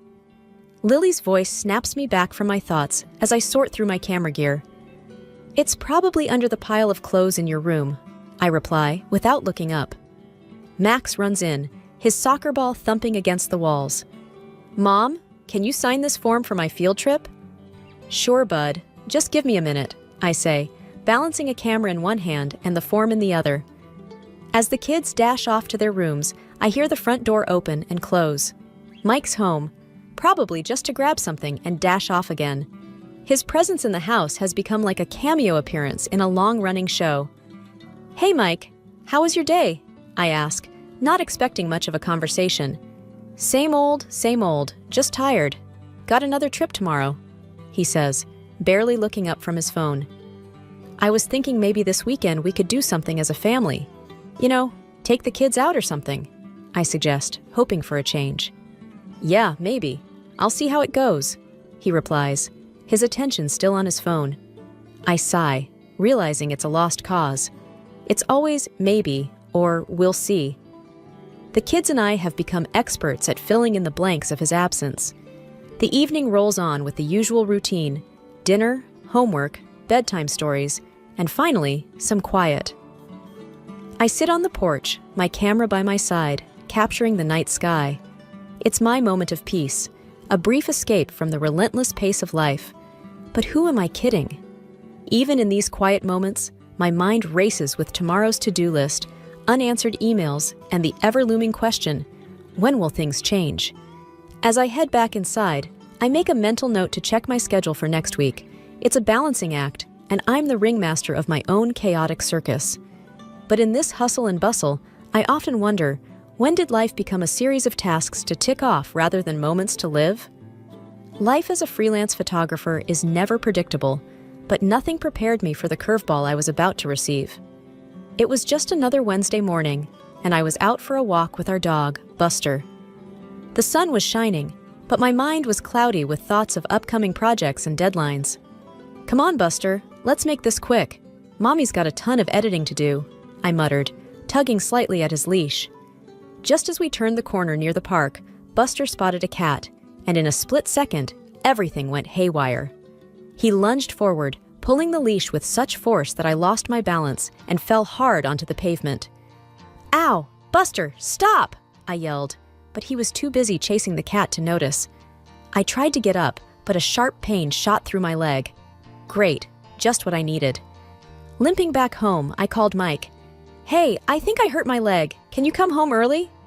"Sarah, I'm in a meeting. Can it wait?" His voice was curt, a clear sign of his irritation. "I just fell, Mike. It's not like I'm calling for fun," I snapped, frustration boiling over. "Fine, I'll see what I can do," he replied, and the line went dead. After what felt like an eternity, I made it home. The pain was getting worse. I knew I had to see a doctor, but with Mike's unpredictable schedule and the kids at school, it was a logistical nightmare. The diagnosis was a fractured leg. Great. Just what I needed on top of everything else. The doctor advised rest, meaning no shoots, no chasing after the kids, nothing. As if my life wasn't chaotic enough. Back home, with my leg in a cast, I felt like a bird trapped in a cage. Mike had to take over some of my duties, which he did with an obvious lack of enthusiasm. "This is a real mess, Sarah. How long till you're back on your feet?" Mike asked, his tone more concerned with the inconvenience than my pain. "A few weeks at least. It's not like I planned this, you know," I retorted, my patience wearing thin. The kids were surprisingly helpful, though. Lily took over some of the house chores, and Max tried his best to be less of a tornado around the house. "Mom, can I get you anything?" Lily asked, her concern genuine. "Just some peace would be nice," I replied with a tired smile. Days turned into weeks. I was stuck at home, my world reduced to the four walls of our living room. Mike was out most of the time, and the kids were busy with school. The loneliness was suffocating. In a desperate attempt to find something to occupy my time, I decided to explore photography forums online. Little did I know, this decision would turn my world upside down. Stuck at home with my leg in a cast, I found myself diving deeper into the world of online photography forums. It was a nice distraction, scrolling through endless galleries of beautiful images. It almost made me forget the throbbing pain in my leg. Almost. One evening, while mindlessly browsing, something caught my eye. A photo of a man proposing to a young woman. The scene was picturesque, but it wasn't the romantic setting that grabbed my attention. It was the man in the photo. He looked exactly like Mike, my husband. Same build, same hair, even the same suit that I had bought him last Christmas. "No, this can't be," I murmured to myself, my heart pounding. "It just looks like him, that's all." But the more I looked at it, the more I couldn't shake the feeling. It was more than just a resemblance. I had to know more. I messaged the photographer, a woman named Jenna. "Hi Jenna, I came across your photo of the marriage proposal. Can you tell me more about it? Where was it taken?" Jenna replied quickly. "Sure, that was taken in Riverdale. Lovely couple. Why do you ask?" I hesitated, not sure how to explain without sounding paranoid. "I was just curious. The man in the photo looks a lot like someone I know." I waited anxiously for her response, hoping she'd offer more information. But instead, she went silent. No reply came. Days passed, and the image haunted me. I couldn't eat, couldn't sleep. Every time Mike came home, I studied his face, looking for any sign of guilt, any hint of betrayal. but he was his usual detached self, buried in his phone or laptop. One evening, I couldn't take it anymore. I confronted him. "Mike, have you ever been to Riverdale on your business trips?" I asked, trying to sound casual. "Yeah, a few times. Why?" He didn't even look up from his phone. "No reason. Just asking," I said, my voice trembling. The uncertainty was eating me alive. I had to know. I messaged Jenna again, this time more directly. "Jenna, I need to know. The man in your proposal photo, can you send me more shots of him? I think he might be my husband." This time, Jenna responded, "I'm sorry, I can't do that. It's against my policy to share personal photos without my client's consent." I pleaded, explaining my situation and my growing suspicions. After what felt like an eternity, Jenna finally relented. "Okay, I understand. I'll send you a few more shots, but please keep this between us." When the photos arrived, my heart sank. There he was, my Mike, down on one knee, holding a ring to a woman I had never seen before. The same loving gaze he once gave me was now directed at her. I sat there, staring at the screen, tears streaming down my face. My world, my marriage, everything I believed in, shattered in an instant. I never imagined myself in the role of a woman who'd hire a private detective. Yet, there I was, sitting across from Rick, a seasoned investigator with a face that didn't give anything away. I handed him photos of Mike and a list of cities he frequently visited. "I need to know what he's doing on these trips," I said, my voice a strange mix of fear and resolve. Rick nodded, his eyes scanning the photos. "I'll track his movements, see who he meets, but it's going to take some time. You okay with that?" I was far from okay, but I nodded. "I need the truth," was all I could muster. As Rick delved into his investigation, I was forced into a role I never wanted, the wife who pretends everything is normal. Mike, oblivious to the storm brewing, continued his business trips, leaving me alone with my swirling thoughts. I started noticing changes in Mike that I'd never seen before. His wardrobe underwent a transformation, suits that screamed designer labels, shoes that weren't from our usual budget stores.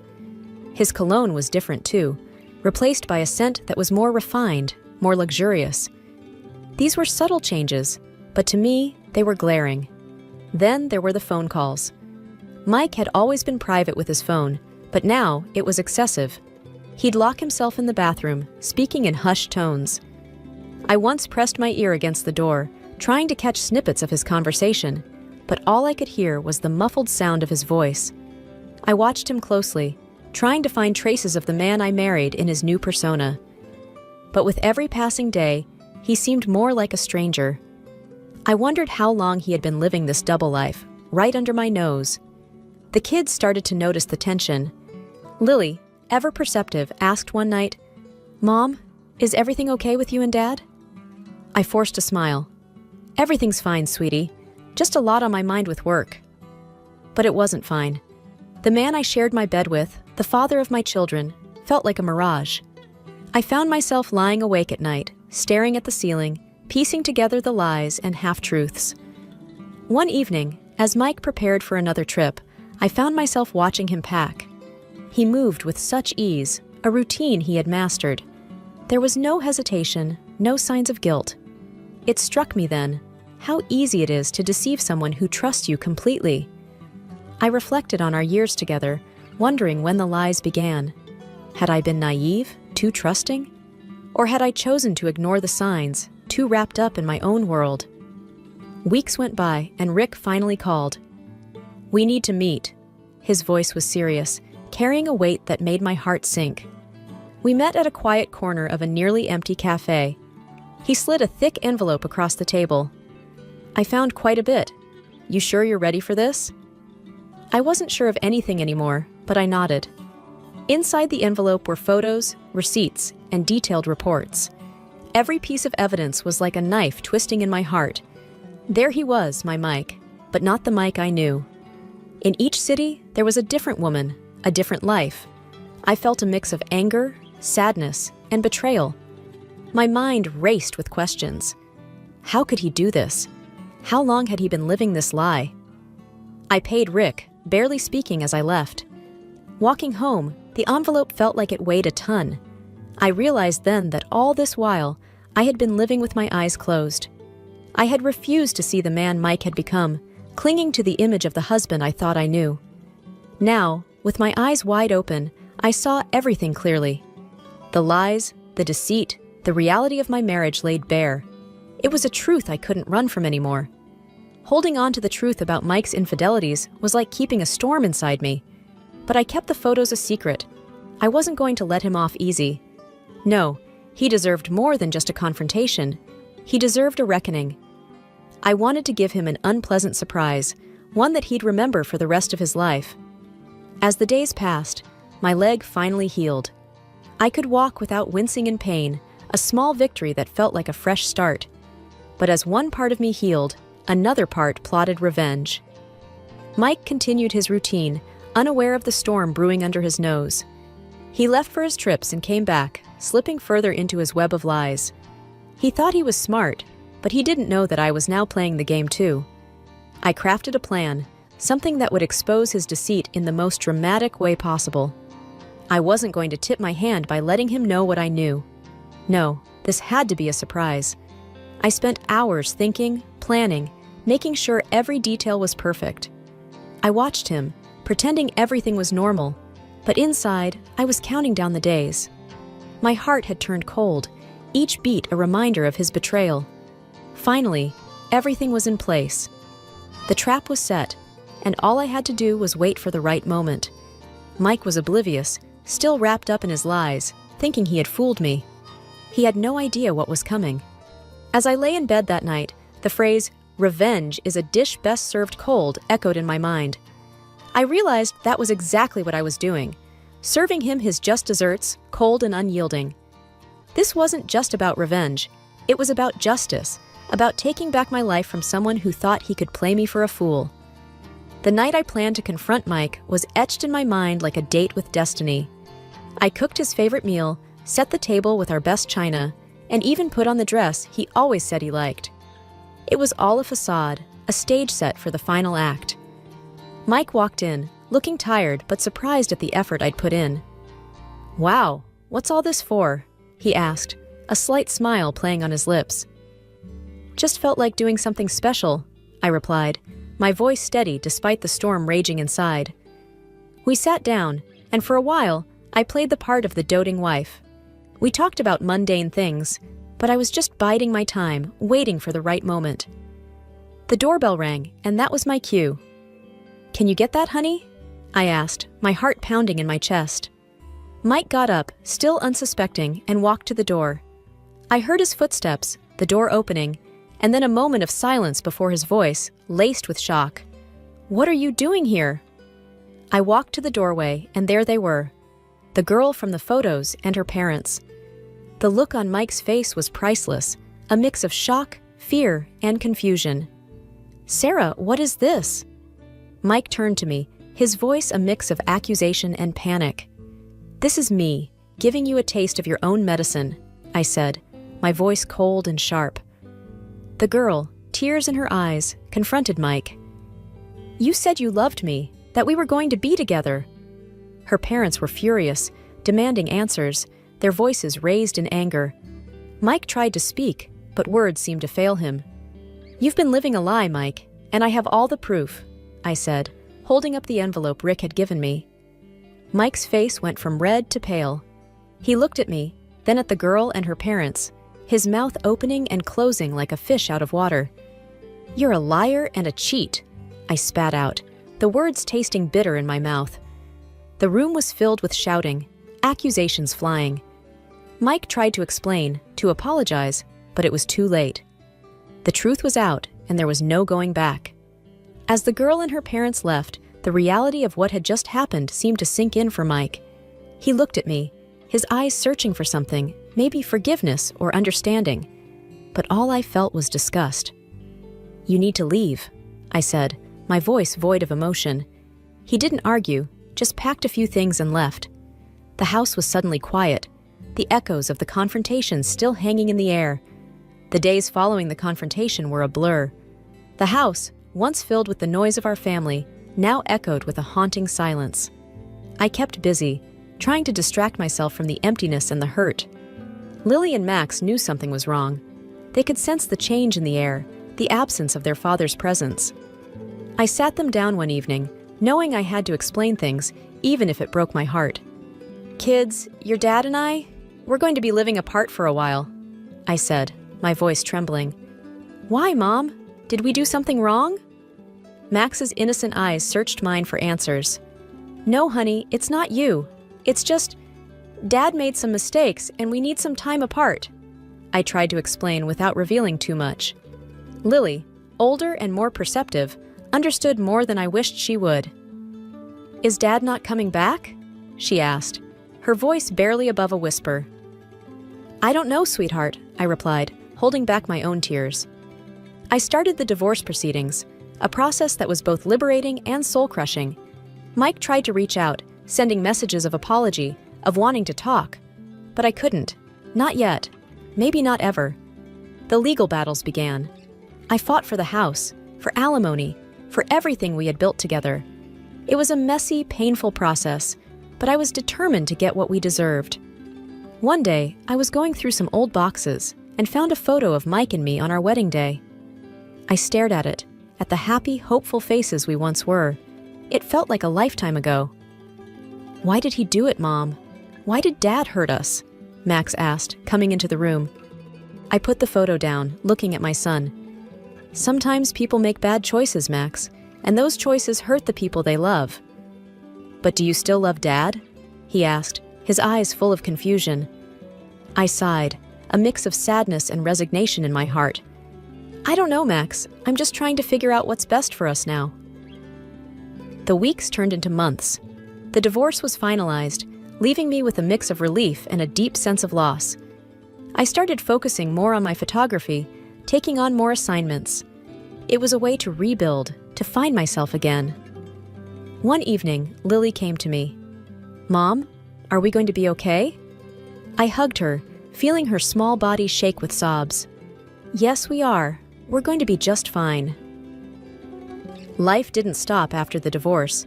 If anything, it kept moving at a relentless pace. The kids and I settled into a new routine, finding our footing in this altered reality. We were a team, the three of us, facing each day with a mix of resilience and hope.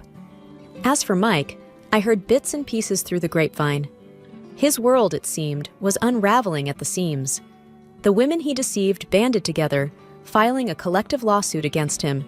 The scandal spilled over into his work, leading to a demotion. He was drowning in debts and legal troubles.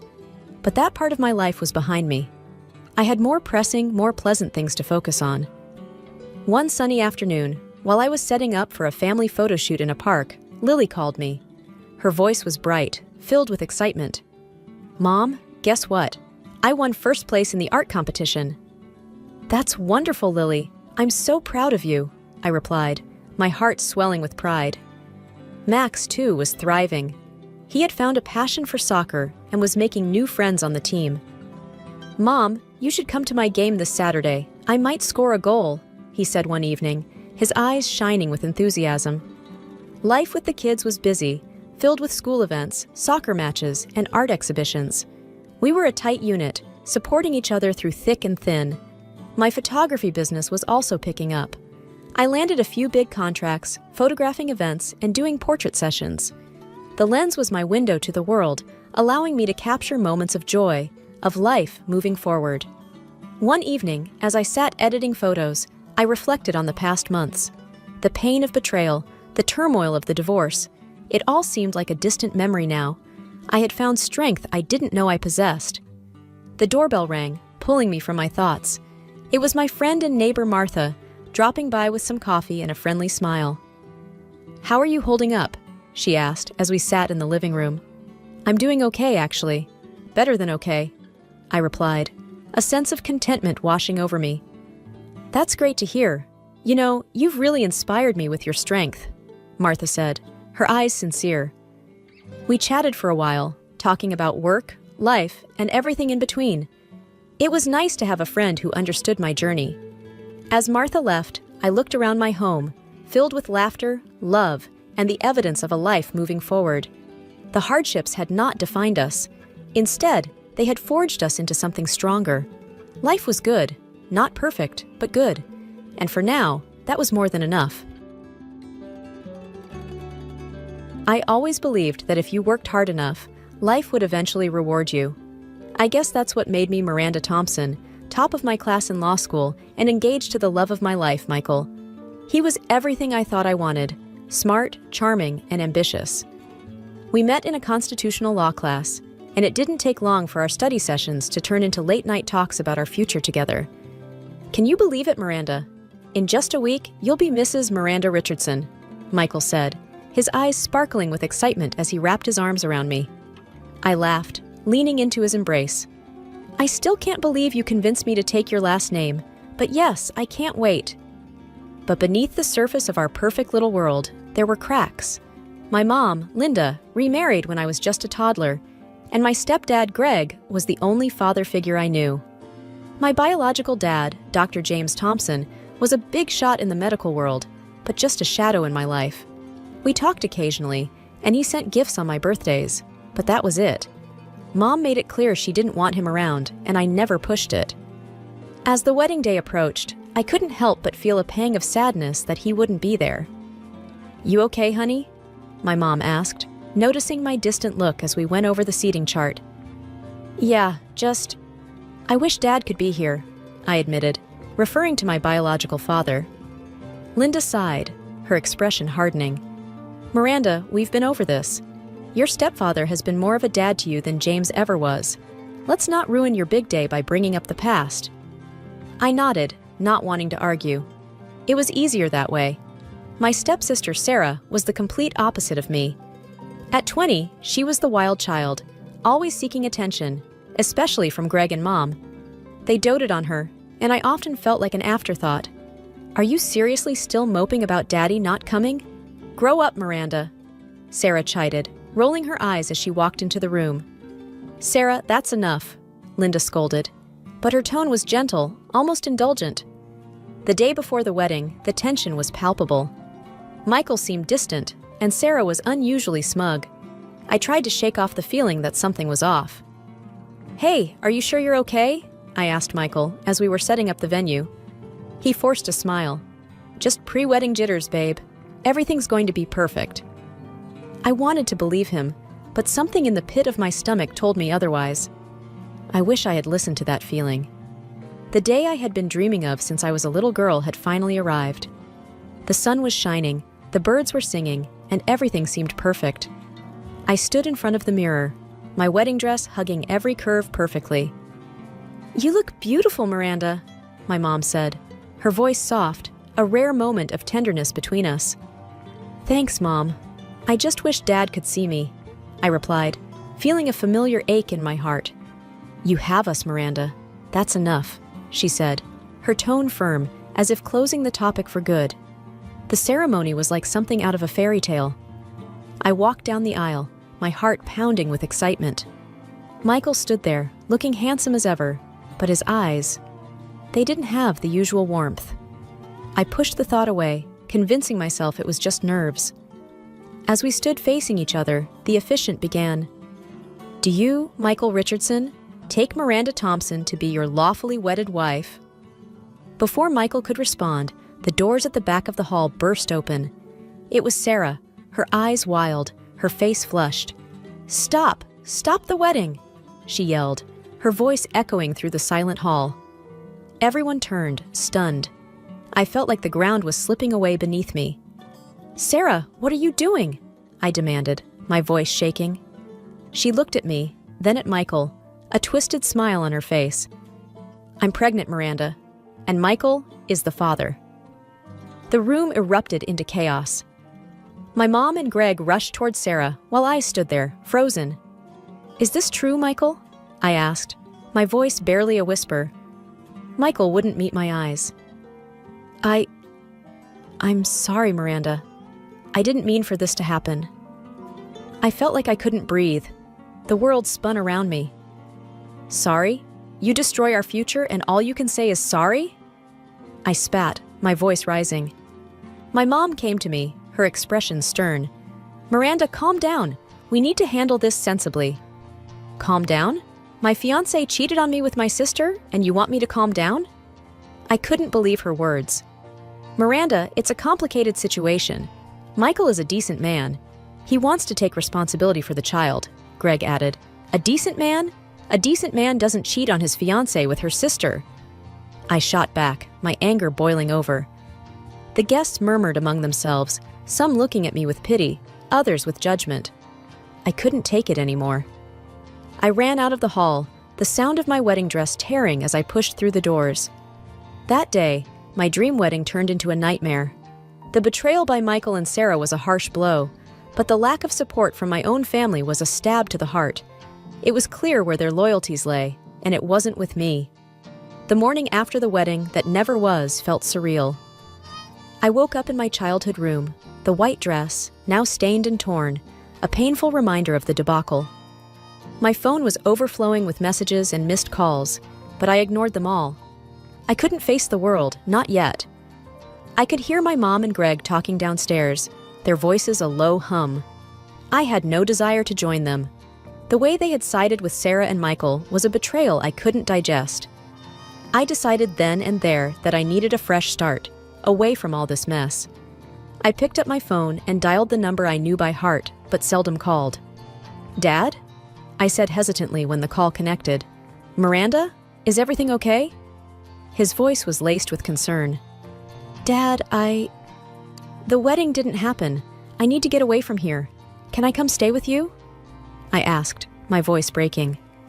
There was a brief pause. "Of course, Miranda. Come as soon as you can," he replied, his tone reassuring. Packing was a blur. I threw clothes and essentials into a suitcase, not caring about the order. When I went downstairs, suitcase in tow, my mom looked up, startled. "Where do you think you're going?" she asked, her tone sharp. "I'm leaving, Mom. I can't stay here," I said, trying to keep my voice steady. "You can't just run away from your problems, Miranda," Greg chimed in, his expression disapproving. "This isn't running away. It's choosing not to stay where I'm clearly not wanted," I countered, my resolve firm. My mom's face softened slightly. "Miranda, we're your family. You belong here." "You made your choice, Mom. Now I'm making mine," I said, turning towards the door. The drive to my dad's city was long and gave me plenty of time to think.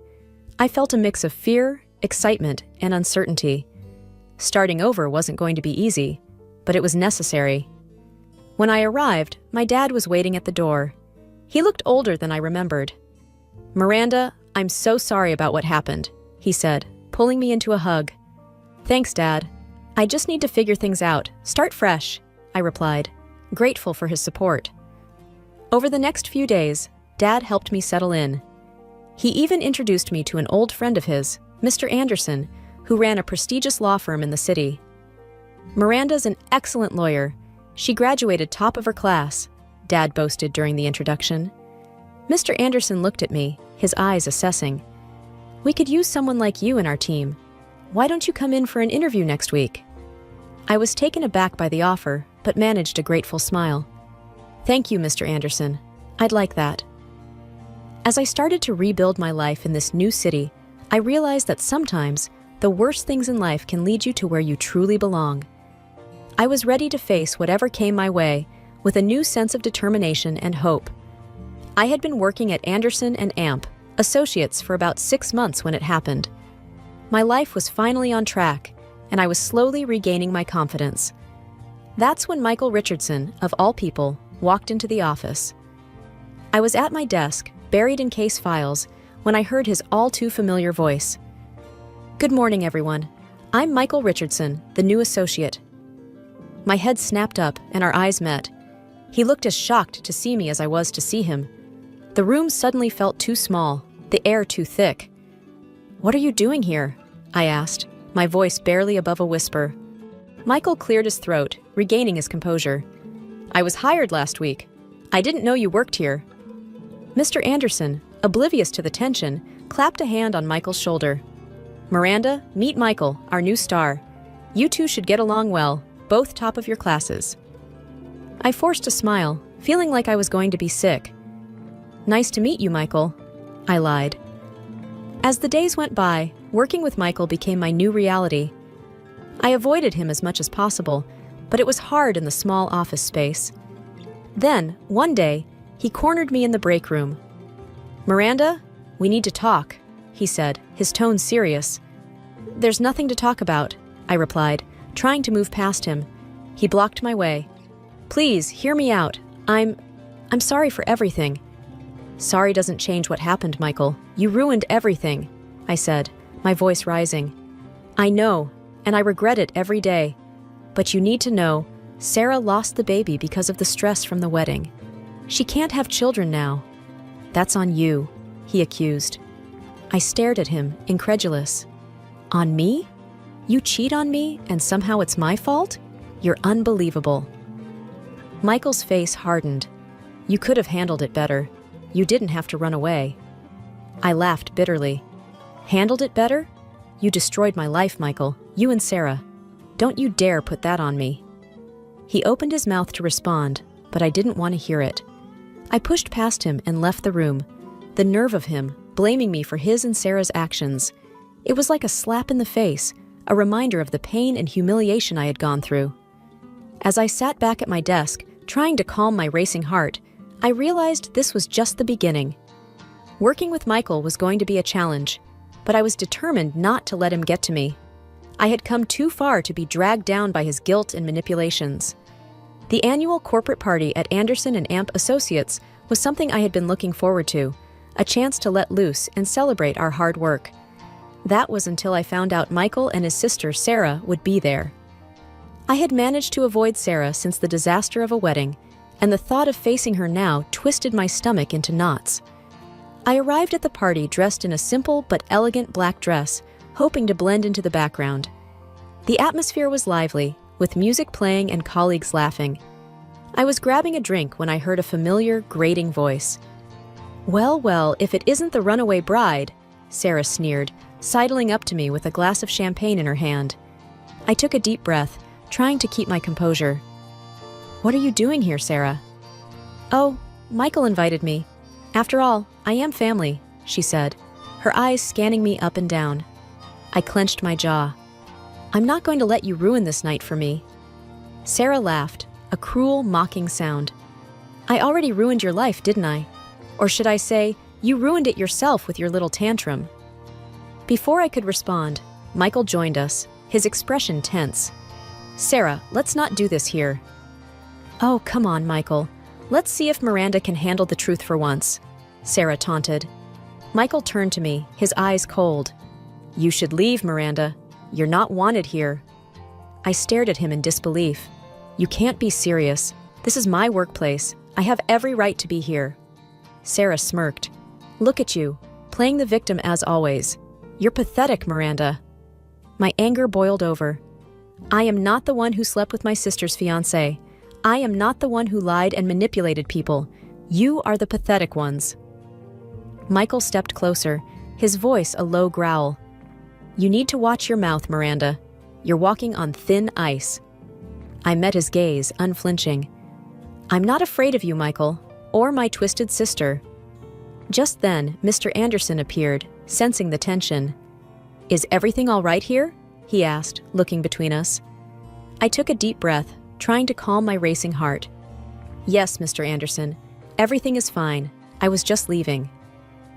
As I walked away, I could feel their eyes on my back, but I held my head high. I wouldn't let them see how much they affected me. I wouldn't give them that satisfaction. That night, as I lay in bed, I realized that this was far from over. Michael and Sarah were determined to make my life difficult, but I was just as determined to stand my ground. I wouldn't let them break me, not again. The atmosphere in the team was tense. I felt the stares of my colleagues, heard their whispers, which became quieter as I passed by. Michael tried to tell everyone his version of events. It was painful, because I am a victim of that story. And from his words, I turned into a sophisticated sadist, because of which my sister suffered. My boss, Mr. Anderson, supported me, and that was the most important thing. Without his support, I would not have been able to work in such a toxic atmosphere. The only one who didn't know about all this was my father, but that dinner changed everything. Halfway through the meal, my dad, sensing my discomfort, quietly asked, "Miranda, you seem troubled. What's on your mind?"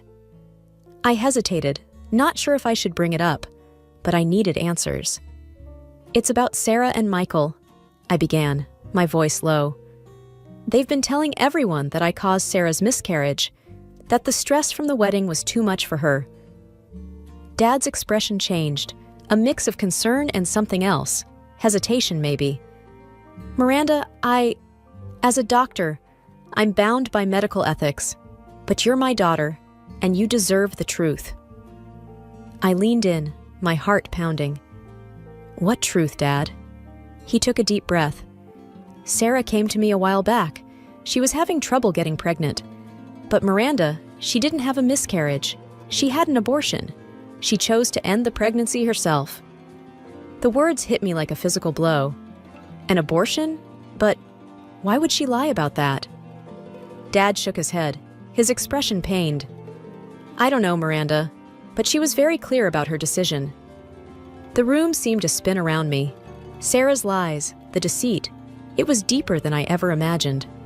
I felt a surge of anger, not just at her, but at myself for believing her, for letting her words hurt me. I excused myself from the table, my mind racing. I couldn't confront Sarah or Michael, not yet. I needed a plan, a way to expose her lies without causing more drama. It had to be cunning, something that would reveal the truth in a way they couldn't deny. As I drove back home, ideas started to form in my mind. Sarah had played us all for fools, but I wasn't going to let her get away with it. It was time to turn the tables. Armed with the truth about Sarah, I knew I had to act smart. I couldn't just blurt out what I knew. It needed to be strategic, undeniable. That's when the idea of a sting operation came to me. I remembered hearing about a private investigator, a woman reputed for her skill in uncovering truths people wanted to keep buried. I decided to meet her. "Miss Thompson, I understand you need my services," the PI, a woman named Rita, said as we sat in her inconspicuous office. "Yes, it's about my stepsister, Sarah. She's lied about something significant, and I need proof," I explained, trying to keep my emotions in check. Rita leaned forward, her eyes sharp. "What kind of proof are we talking about?" "She claimed she had a miscarriage caused by stress I supposedly inflicted, but I know for a fact it was an abortion," I said, feeling a twinge of anger at the memory. Rita nodded, a plan already forming in her mind. "People slip up, especially when they think they're in a safe space. You said she likes to drink at a bar on weekends?" "Yes, she's there almost every Saturday," I confirmed. "Good. I'll befriend her there. If she's as loose-lipped as you say when she's drunk, it shouldn't be too hard to get her to spill the truth," Rita said confidently. The following week was agonizing.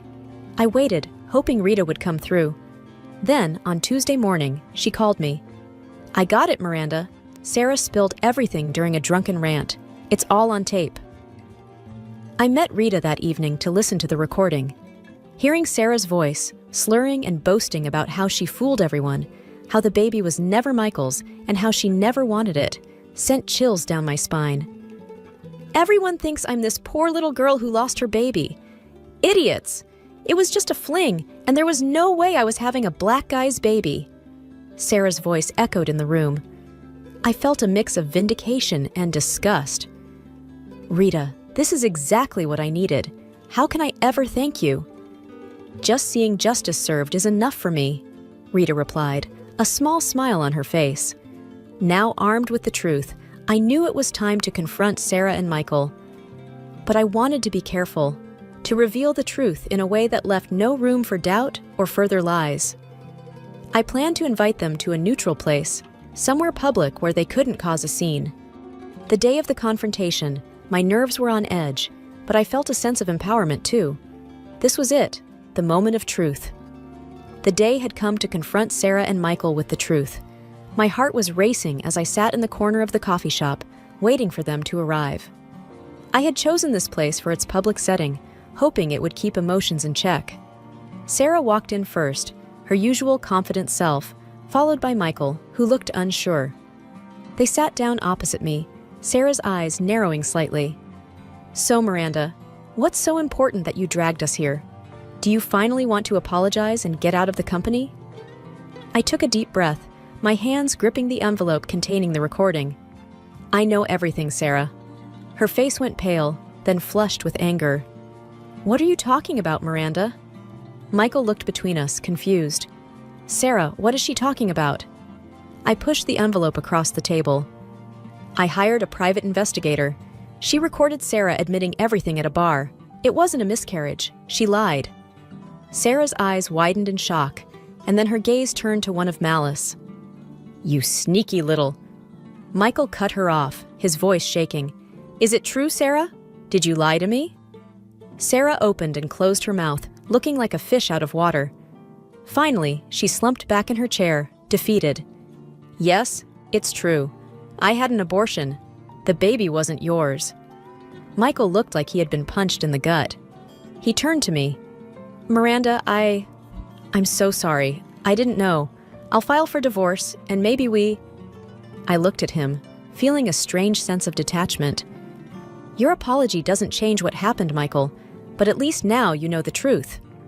Sarah stood up abruptly, her chair screeching against the floor. This isn't over, Miranda. You'll regret this. But I didn't feel scared. For the first time in a long time, I felt in control. The truth is out, Sarah. There's nothing left to hide. As they left the coffee shop, keeping their distance from each other, I remained seated, feeling a weight lift off my shoulders. It was finally over. The lies, the deceit, the pain, it was all out in the open. The next day at work, word had spread about the confrontation. Colleagues who had once looked at me with pity and contempt now greeted me with respect. Mr. Anderson called me into his office, a look of concern on his face. Miranda, I heard about what happened. Are you okay? He asked, genuine worry in his tone. I smiled, feeling a sense of peace. Yes, Mr. Anderson. I'm more than okay. I'm free. As I walked back to my desk, I felt a new sense of purpose. I had faced my demons, and I had come out stronger. My past no longer defined me. I was ready to move on, to build a future on my terms. I'm Ava, a 29-year-old stay-at-home mom living in a cozy house I inherited from my grandma. It's not just any house, it's a piece of my childhood filled with memories of baking cookies with grandma and playing hide and seek in its spacious rooms. Now, it's home to my own little family, my husband, Mark, a hardworking manager, and our 2-year-old sunshine, Lily. Life sounds picture perfect, right? Well, it's not. The problem starts right next door, where Mark's parents, Helen and Frank, live. Our relationship, let's just say it's like mixing oil and water. Mommy, more juice! Lily's voice cuts through my thoughts. I pour her some juice, glancing at the clock. Almost 5 p.m. Time for the daily invasion. As if on cue, the door swings open. Ava, we're here! What's for dinner? Helen announces, with Frank shuffling in behind her. Hi, Helen. Frank? I've made a casserole, but it's just enough for Mark, Lily, and me, I reply, trying to keep my voice steady. Frank frowns. What do you mean, just enough? You know we come over for dinner? Helen chimes in, her tone sharp. You're at home all day, Ava. Is it too much to ask for a decent meal? I take a deep breath, feeling the frustration bubble up. I have my hands full with Lily, and cooking for 4 is a bit much every day.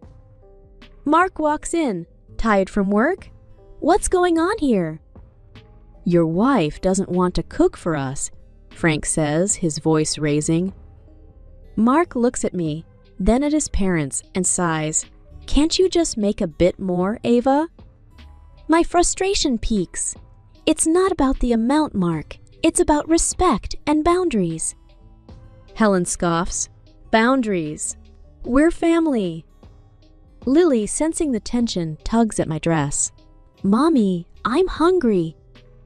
I kneel to her level. Let's get you seated, sweetie. Dinner is a tense affair. Mark's parents eat the sandwiches they brought, throwing disapproving glances my way. The TV blares in the background. Lily's fidgeting in her chair, and I'm trying not to crumble under the weight of this daily chaos. After they leave, Mark sits on the sofa, absorbed in his phone. "We need to talk about this," I say, standing in front of him. He doesn't look up. "Not now, Ava. I'm tired." And just like that, I'm left alone in the kitchen, cleaning up the mess, both literally and metaphorically. This is my life, a constant battle of wills, with me on one side and the world on the other. Life has a funny way of testing you, and mine's turning into a daily pop quiz with no right answers. I'm Ava, still juggling motherhood, a marriage that's running on autopilot, and in-laws who've mistaken my home for a free-for-all diner. It's another morning in our house, and I've made a decision. Today, I'm cooking only for 3, me, Mark, and our little Lily. Let's see how this goes. Lily's in her high chair, happily smearing oatmeal on her face when Helen and Frank barge in, just like clockwork. "Morning, Ava. What's for breakfast?" Helen asks, a bit too cheerily. I take a deep breath. "Morning. I've only made enough for Lily and me today." Frank's face turns red. "What do you mean? Are we supposed to starve?" "No, you're supposed to take care of your meals," I reply, trying to keep my voice calm. Helen's eyes narrow. "This is ridiculous, Ava. We are family. You can't just—" I cut her off. "I can, and I did. I have enough on my plate with Lily and the house." Mark comes in, rubbing his eyes. "Why's everyone shouting so early?" "Your wife refuses to cook for us," Frank's voice booms. Mark looks at me, then at his parents, and says, "Ava, why are you making things difficult?" "Difficult?" I almost laugh. "Mark, I'm not a 24/7 restaurant. I need help, not more mouths to feed." Mark doesn't say anything, just grabs a piece of toast and leaves for work. The day drags on. I can feel the tension thickening in the air. Dinner time rolls around, and I've stuck to my guns. Dinner for 3. Helen and Frank show up, each holding a sandwich. They sit down, unwrapping their food with exaggerated slowness. The TV's volume goes up, and up, until it's like we're at a rock concert. Lily's rubbing her eyes, clearly struggling to stay awake amidst the noise. "Could you turn that down?" Lily's trying to sleep, I ask, my patience wearing thin. Frank grunts. "We can't hear it if it's any lower." Helen adds, "You shouldn't be so uptight, Ava. It's just TV." "It's not just TV. It's my home turning into a battleground, and I'm losing." Lily starts to cry, and I scoop her up, escaping to the quiet of her room. Later, Mark comes home to find his parents still there. The living room, a mess. Lily asleep in my arms. "What happened here?" he asks, looking around. "I'm too tired for another round of arguments. Just the usual," I say, my voice flat. He doesn't push it, and neither do I, but inside, I feel something shift. I'm at my breaking point, and something's got to give. Every day feels like walking on eggshells in my own house. I'm Ava, still trying to find a balance between being a mom, a wife, and now, apparently, an unwelcome host to my in-laws. But today, it's not the in-laws that shake my world, it's Mark. It's late evening. Lily's finally asleep after what felt like hours of soothing. I'm clearing up the toys when Mark walks in, looking like he's carrying the weight of the world on his shoulders. "Ava, we need to talk," he says, avoiding eye contact. I sit down, bracing myself. "What is it, Mark?" He takes a deep breath. "I made a mistake with our finances. I invested in something and it didn't pan out." I feel a chill run down my spine. "What do you mean? How bad is it?" "It's bad, really bad. I've lost a lot, like $100,000. My heart stops. 100,000? How could you do that without telling me? Mark runs his hands through his hair, looking anywhere but at me. I thought I could make it big, you know? Fix everything. Fix what? We were fine. I can barely keep the tremor out of my voice. He finally looks at me, his eyes pleading. I know, but now we need a plan. A plan? I echo, feeling numb. Yeah, I was thinking, maybe we could move my parents into our house, rent out their place to cover the debts. My mind races. His parents in our house? Full time. The very thought makes me feel like I'm suffocating. Mark, are you serious? After everything with your parents, you want them here in our house all the time? He sighs. I know it's not ideal, but we don't have many options, Ava. I stand up, anger and disbelief swirling inside me. Not ideal. It's a nightmare, Mark. And you just decided all of this without even talking to me? He stands too, his voice rising. What was I supposed to do, Ava? I'm trying to fix this. By making my life a living hell, I shoot back. There's a silence, heavy and suffocating. Finally, I speak. My voice barely a whisper. Fine. Move them in. But this is on you, Mark? He nods, looking relieved and guilty all at once. But all I feel is a deep, sinking dread. This isn't just about money anymore. It's about trust, and I'm not sure how we come back from this. The day my in-laws moved in, it wasn't just their suitcases that entered our home. It was a tidal wave of chaos.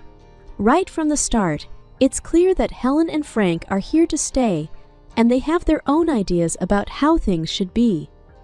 Frank, put that box in the living room and careful with it. Helen's voice echoes through the hallway as she directs her husband with military precision. I watch, holding Lily, who clings to me, wide-eyed at the commotion. Then, as if things couldn't get worse, Helen turns to me, Ava. We need to talk about rearranging the house. We need space for our things. I feel a knot in my stomach. Rearranging, Helen? There's not much space to work with. She waves her hand dismissively. Nonsense. Let's start with Lily's playroom. She can play in her bedroom, right? I'm taken aback. That's her space, Helen. She loves it there. Frank, carrying a heavy box, chimes in. Kid won't mind, Ava. Don't make a fuss. Lily buries her face in my neck, and I realize this is just the beginning. The days that follow are a blur of unwelcome changes. Helen and Frank unpack their belongings, turning the living room into their personal space. They replace my tasteful decor with their old-fashioned knacks, and the TV blares day and night with their favorite shows. I try to cook dinner one evening, with Lily tugging at my apron. Frank strolls in, eyeing the pots on the stove. What's this? Another one of your experimental dishes. I bite my tongue. It's a new recipe, Frank. If it's not to your liking, feel free to make something yourself. He laughs. In my day, women knew how to cook for their families. I feel a flash of anger, but before I can respond, Mark enters, looking weary. Can't we have one peaceful meal? I turn to him, my patience wearing thin. Peaceful? Mark, your parents have turned our home upside down. He avoids my gaze, grabbing a beer and retreating to the now occupied living room. Weeks pass, and the tension only grows. Helen has opinions on everything, from how I raise Lily to how I should manage the house. Frank, meanwhile, has taken to criticizing my cooking at every meal. One afternoon, I'm folding laundry when Helen walks in. Ava, these sheets aren't folded properly. Let me show you how it's done. I set my jaw. Thanks, Helen, but But I've been folding sheets my whole life. She tuts, clearly not the right way. As she refolds the sheets, I feel a sense of helplessness. My own home no longer feels like mine. Night falls and I'm lying in bed, staring at the ceiling. The muffled sounds of the TV and my in-laws' laughter seep through the walls. Lily is asleep, but rest eludes me. I think back to the days when this house was filled with love and laughter, a stark contrast to the present. It feels like I'm losing a part of myself, bit by bit, as each day passes. Mark's side of the bed is empty. He's been spending more and more time working late. I'm left alone, wondering how things got this bad, and what, if anything, I can do to take back control of my life and my home. In a house that once felt like mine, I'm Ava, now a spectator in my own life. With my in-laws' takeover and Mark's growing distance, I'm left grappling with suspicions that refuse to settle. One afternoon, while Lily naps and the house is momentarily quiet, I call my brother, Jake. He's always been the one I turn to in tough times. "Hey, Jake," I say, trying to sound casual. "Ava, how's it going? Haven't heard from you in a while." I take a deep breath. Not great, Jake. I'm worried about Mark. He's different.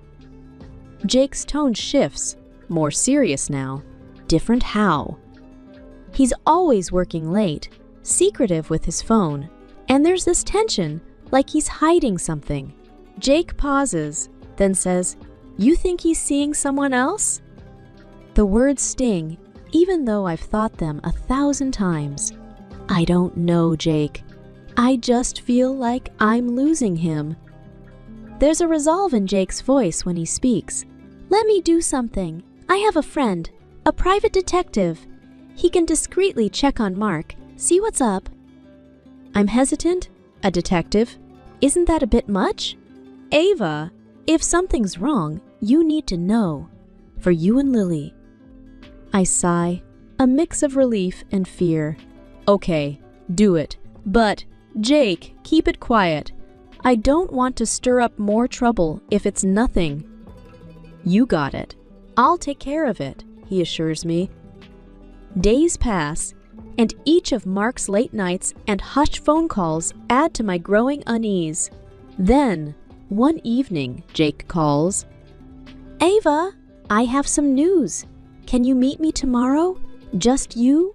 My heart sinks. Yes, I can make it. The next day, I sit across from Jake in a quiet cafe, the air thick with anticipation. "So, what did you find out?" I ask, my voice barely above a whisper. Jake hesitates, then hands me an envelope. "Ava, it's not good." I open it to find photos and reports. There's Mark with a woman I don't recognize and a child. My world spins. He has a child? Jake nods solemnly. "I'm sorry, Ava." The detective confirmed it. Mark's been living a double life.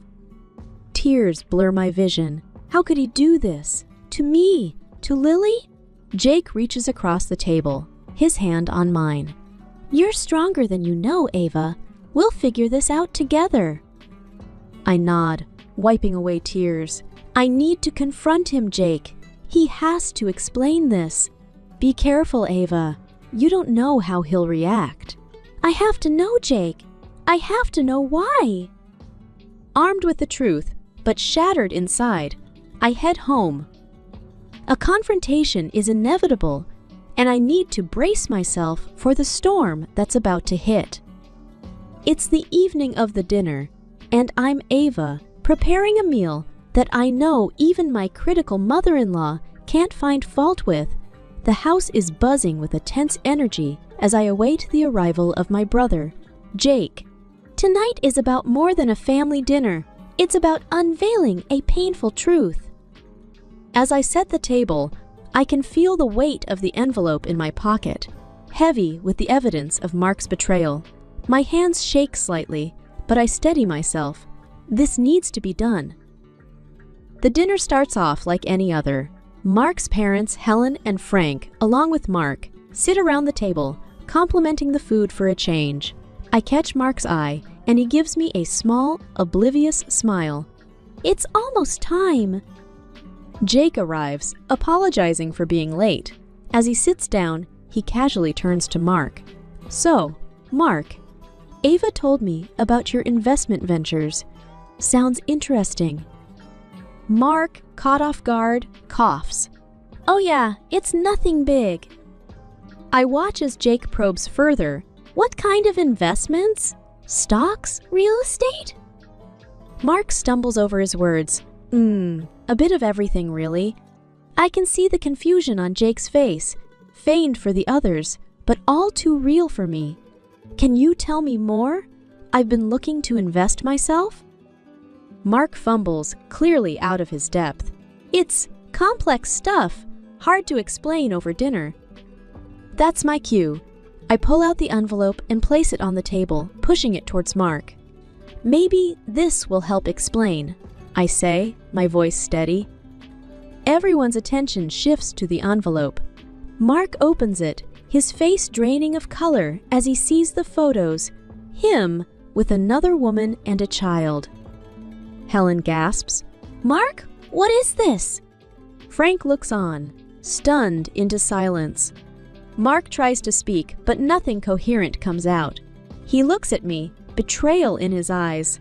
Ava, why? Why? You have a second family, Mark. How could you do this to us? So you moved your parents to my house, and with the money you received from renting their apartment, you kept your mistress? I'm almost yelling now. The pain and anger I've been holding back spilling over. The room is silent, the air thick with shock. Helen and Frank look between Mark and the photos, disbelief written all over their faces. You lied to us, to your own family, Helen whispers, her voice filled with hurt. Frank just shakes his head, unable to find words. Mark stands up, his chair scraping loudly against the floor. I need to explain, he says, but it's clear no explanation can undo this. He walks out of the room, and I'm left there with his parents in a deafening silence. The air in the house is thick with tension the morning after the revelation. I'm Ava, still reeling from the shock, but ready to face the consequences. Helen and Frank, Mark's parents, confront me in the kitchen, their faces twisted with anger. Helen's voice is sharp as a knife. This is your doing. You drove our son to this. I stare at her, disbelief and anger mixing in my gut. Me? Your son lied to all of us, Helen? Frank chimes in, his voice just as accusing. He was always a good boy until he married you. You must have pushed him away. My hands tremble with fury. I pushed him away. I cared for our family while he... Helen cuts me off. Oh, save it. You probably had men on the side too. That's why he did what he did. I've had enough. How dare you? I yell. I've been nothing but loyal and supportive, and you blame me for your son's betrayal? Frank steps closer, his face red. Our son would never have done this if it weren't for you. I take a step back, my heart pounding. You know what? I don't need to listen to this. This is my house, and I want you out. Now... Helen scoffs. You can't kick us out. This is our son's house, too. I stand my ground, firm and unwavering. No, Helen. This house was my grandmother's, and now it's mine. You have no right to be here after what you've said. Frank looks like he wants to argue, but Helen grabs his arm. Let's go, Frank. We don't need to stay where we're not wanted.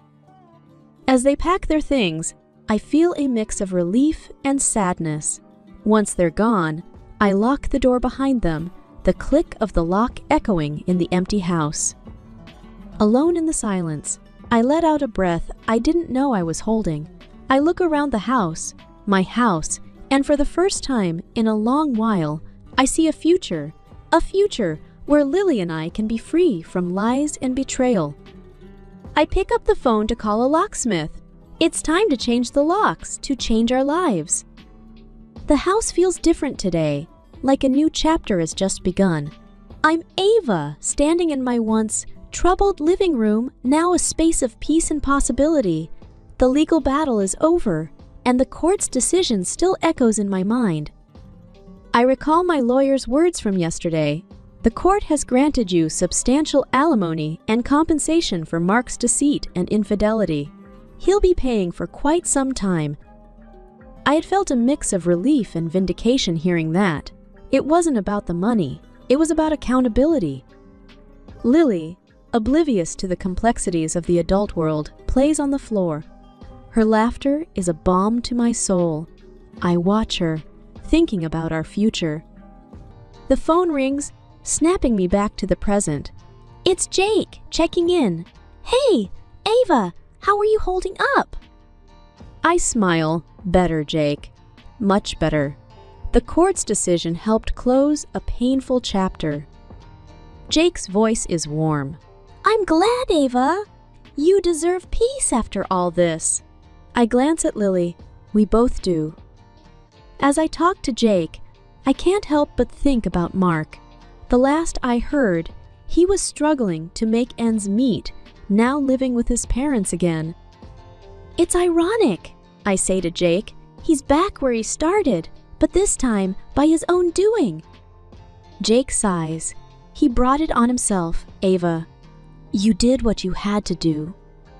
I nod, feeling a sense of closure.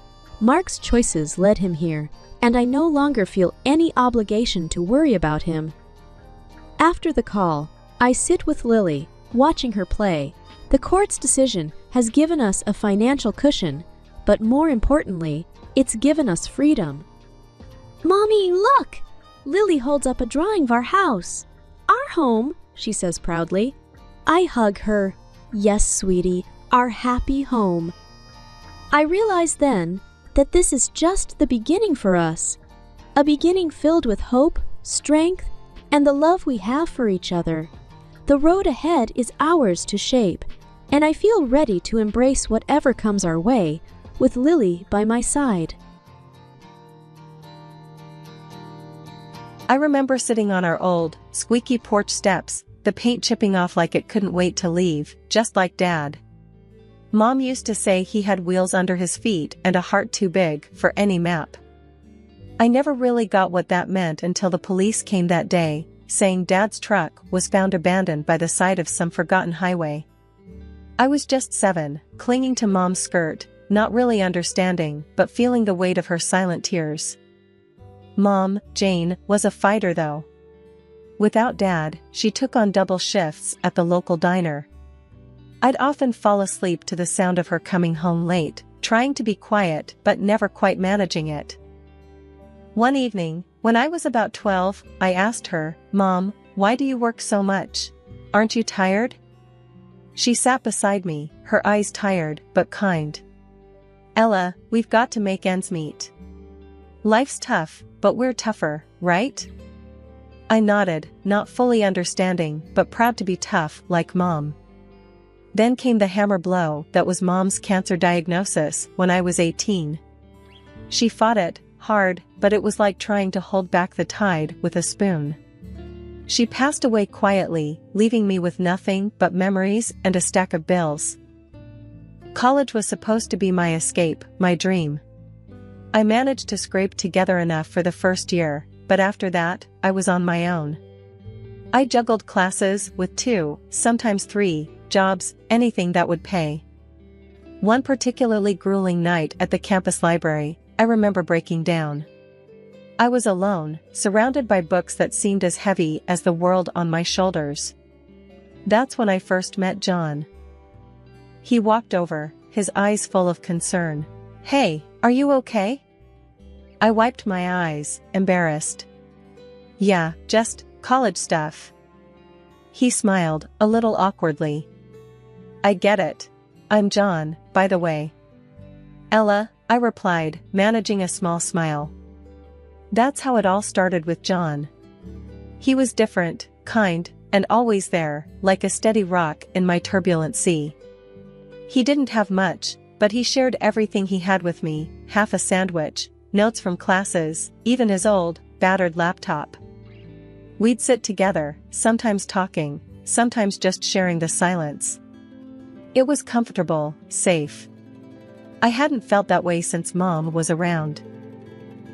"You know, Ella," John said one day, "you're the strongest person I know.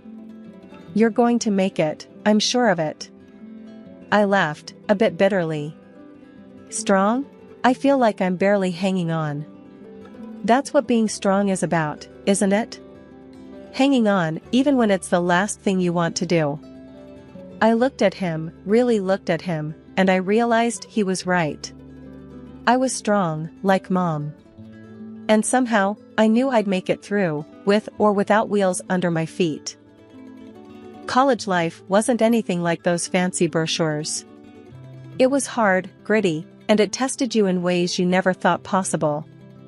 I remember my second year, standing in line at the financial aid office, my stomach in knots. The lady at the counter looked at me like I was just another number.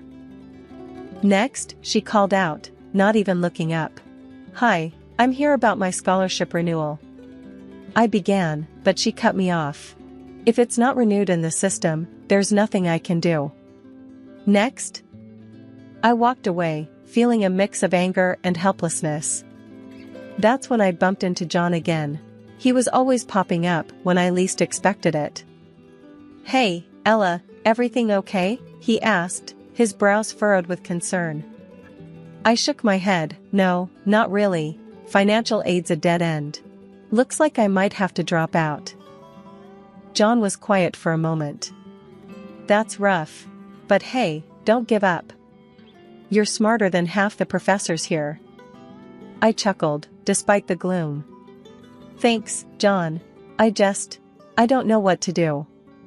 "Come on, let's grab a coffee." My treat. "You can tell me all about it."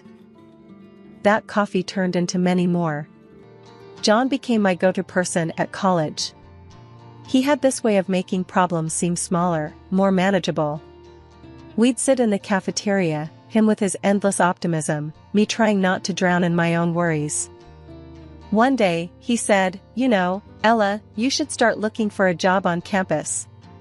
Might help with the money situation." I rolled my eyes. "You think I haven't tried? It's like everyone's out to get me or something." John leaned in. "Not everyone. I hear the library's looking for someone. You're always there anyway, might as well get paid for it." I thought about it. Maybe, but what if they say no? Then we find something else. You're not in this alone, Ella. That's how I ended up working at the library. It wasn't glamorous, but it paid some bills. Between stacking books and serving coffees at a local cafe, I barely had time for studies. But I was making it work, one day at a time. John and I grew closer. He wasn't just the guy who bought me coffee anymore. He was my friend, my confidant. He knew about my mom, my dad, and all the messy bits in between. It was one evening, while closing up the library, that John said something that stuck with me. "Ella, you're going to make something of yourself. I just know it. And I'll be here, cheering you on." I smiled, feeling a warmth spread through me. "Thanks, John. That means a lot." College was tough, but with John by my side, it felt like I had a fighting chance. He was more than a friend, he was a reminder that some good still existed in this crazy, mixed-up world. After college, life took a turn I didn't expect. John and I got married. It wasn't some big fairy tale wedding, just a small courthouse do, with a few friends and less fanfare. We moved into this tiny apartment that had more cracks than walls, but it was ours. It felt like a fresh start, a new chapter. Then came the problem. John's mom, Mrs. Smith. The woman was a piece of work.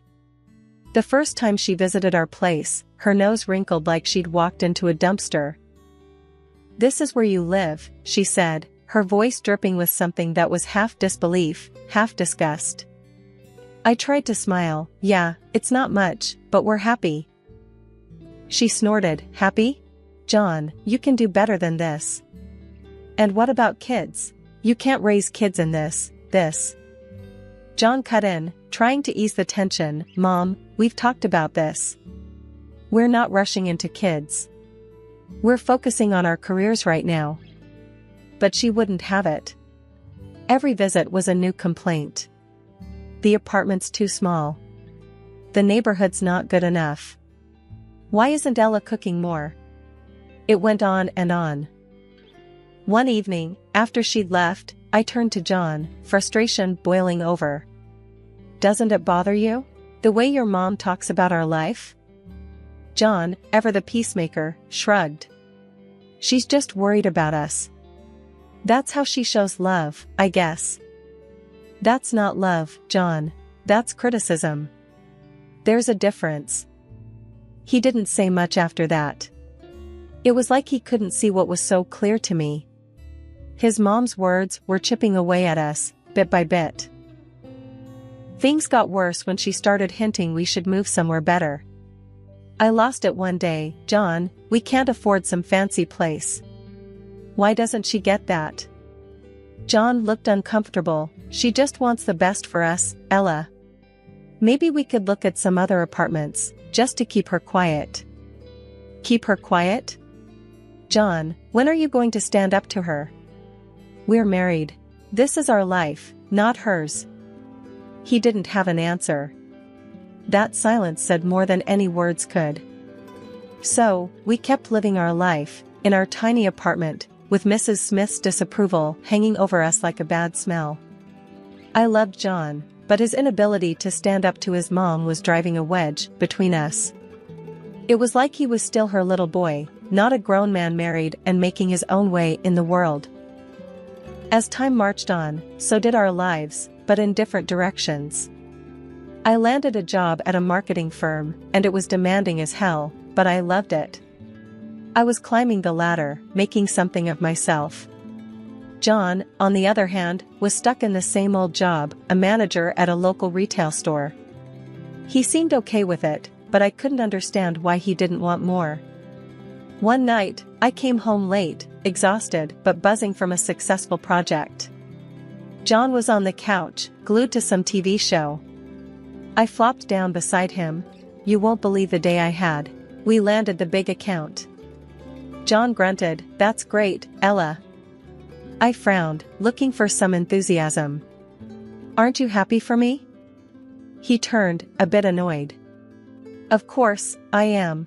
It's all you ever talk about. Work, work, work." I sat up, stung. "Well, sorry for being passionate about my career. What do you want me to do? Be like you, satisfied with just getting by?" He shot up. "What's that supposed to mean?" "It means, why don't you want more, John? Why are you content just being this?" He didn't answer, just stormed off to bed. I stayed on the couch, fuming and hurt. The tension spilled over into everything. Even simple conversations turned into minefields. Then came the day when John dropped a bombshell. He wanted us to move to a bigger place, something more befitting our status. I stared at him like he'd grown a second head. Befitting our status? John, we can't afford a fancy place. We're doing fine here. He was insistent, but we can't live like this forever, Ella. And my mom keeps saying. I cut him off. "Oh, so it's your mom again? When are you going to stop listening to her and start living for us?" John's face turned red. "I'm thinking about our future, Ella. Maybe you should too." That hurt. It felt like he didn't see all the hard work I was putting into building that future. It was like we were on different planets. In the end, we did move, to a house that cost us a whopping $12,000 a month. I could afford it, but it was a stretch. John seemed happier, but every time I wrote that rent check, I felt a part of me scream in protest. We were living in a house that was too big, with a gap between us that was growing wider. I lay awake most nights, wondering how we got here. Was it the money? The jobs? Or had we just changed too much? Just when I thought things couldn't get more strained between John and me, life threw a curveball. John's dad fell seriously ill. It hit John hard, they were close. Overnight, our already fragile routine got upended. One evening, after a particularly rough visit to the hospital, John slumped into a chair, looking like the world was on his shoulders. "Dad's not doing good, Ella. The doctors, they say he needs constant care." I sat beside him, trying to be the supportive wife. "I'm so sorry, John. Maybe we can get a nurse to help?" He shook his head, his eyes distant. "No, I've been thinking. I'm going to take care of him. I'll quit my job and move in for a while." I was stunned. "Quit your job? John, are you sure? What about our bills, the rent for this place?" He snapped, "This isn't about money, Ella. It's my dad. I need to be there for him." I understood, I really did, but the practical side of me was screaming. "And I get that, John, but we need to think this through. We can find another way to help your dad." He wouldn't budge. "No, my mind's made up. I'm doing this." So, he did. John moved into his parents' place, leaving me alone in our big, empty house. Days turned into weeks. I was juggling my job and all our bills, while he was. I don't even know what. Every time I called or visited, it was the same scene. John, either glued to his phone or the TV, looking exhausted and frustrated. His mom, Mrs. Smith, was always hovering, throwing in her 2 cents. One day, I found him sprawled on the couch, a beer in hand, eyes glued to some game. "John, shouldn't you be with your dad?" He barely glanced at me. "He's sleeping." "What do you want me to do, sit and stare at him?" I bit back my frustration. "You could look for a part-time job, help out with our expenses." That got his attention. He sat up, angry. "Really, Ella? You want me to work now? While my dad's lying there dying?" I tried to keep my voice steady. "We're drowning in bills, John. I can't handle everything on my own." His mom walked in then, always perfect timing. "Ella, John is doing a noble thing, taking care of his father. You should be grateful." Grateful? The word hit me like a slap. Grateful? I'm keeping our lives afloat while he sits here doing, what? Playing caretaker while watching TV and drinking? John stood up, towering over me. "You just don't get it, do you? This is family. Maybe if you had one, you'd understand." That cut deep. Too deep. I walked out, the sound of his mom's tut-tuts chasing me. I drove home, tears blurring my vision. This wasn't the man I married. This was a stranger, living a life I didn't sign up for. The days after John's father passed were tough. I expected things might start to shift back to normal, but they never did. John never went back to work. Instead, he spent more and more time at his mom's place, leaving me alone in our big, expensive house, drowning in bills and loneliness. One evening, I came home from work to find John and his mother, Mrs. Smith, sitting in the living room. The air was thick with tension. I could tell something was up. "Ella, we need to talk," John said, not even bothering to look at me. I set my bag down, feeling a knot in my stomach. "What's going on?" Mrs. Smith, who always had too much to say, started, "We've decided it's best if John and I live here. We can take care of the rent now." I was shocked. "What? This is our home, John. You can't just kick me out." John finally looked at me, his eyes cold. "It's not working, Ella. You and me, this life. I need to start over, and Mom needs a place to stay." I couldn't believe what I was hearing. Start over? So, you're just going to throw away our marriage, just like that? He shrugged. It's been over for a while, hasn't it? We're just making it official now. I turned to his mother. And you think you can just come in here and take over my life? Mrs. Smith stood up, her voice sharp. It's for the best, Ella. You and John were never a good match. He needs to be with family now. I was seething. Family? What about me? I'm his wife. John stood up, facing me. Not anymore. We want you out, Ella. The sooner, the better. I looked between them, the betrayal cutting deep. Fine. I'll go. But don't think for a second that this is okay. You're both making a huge mistake. I packed a bag with my essentials, my hands shaking with rage and hurt. As I walked out the door, John's voice followed me. We're doing what needs to be done, Ella. You'll see, this is for the best. Settling into my new, modest apartment felt like a fresh start.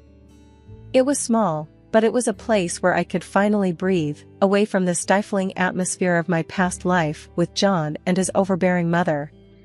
The walls were bare, and the furniture was minimal, a stark contrast to the lavishness I'd left behind. As I was arranging my few belongings, my phone buzzed. It was a message from an old mutual friend of John and me, Lara.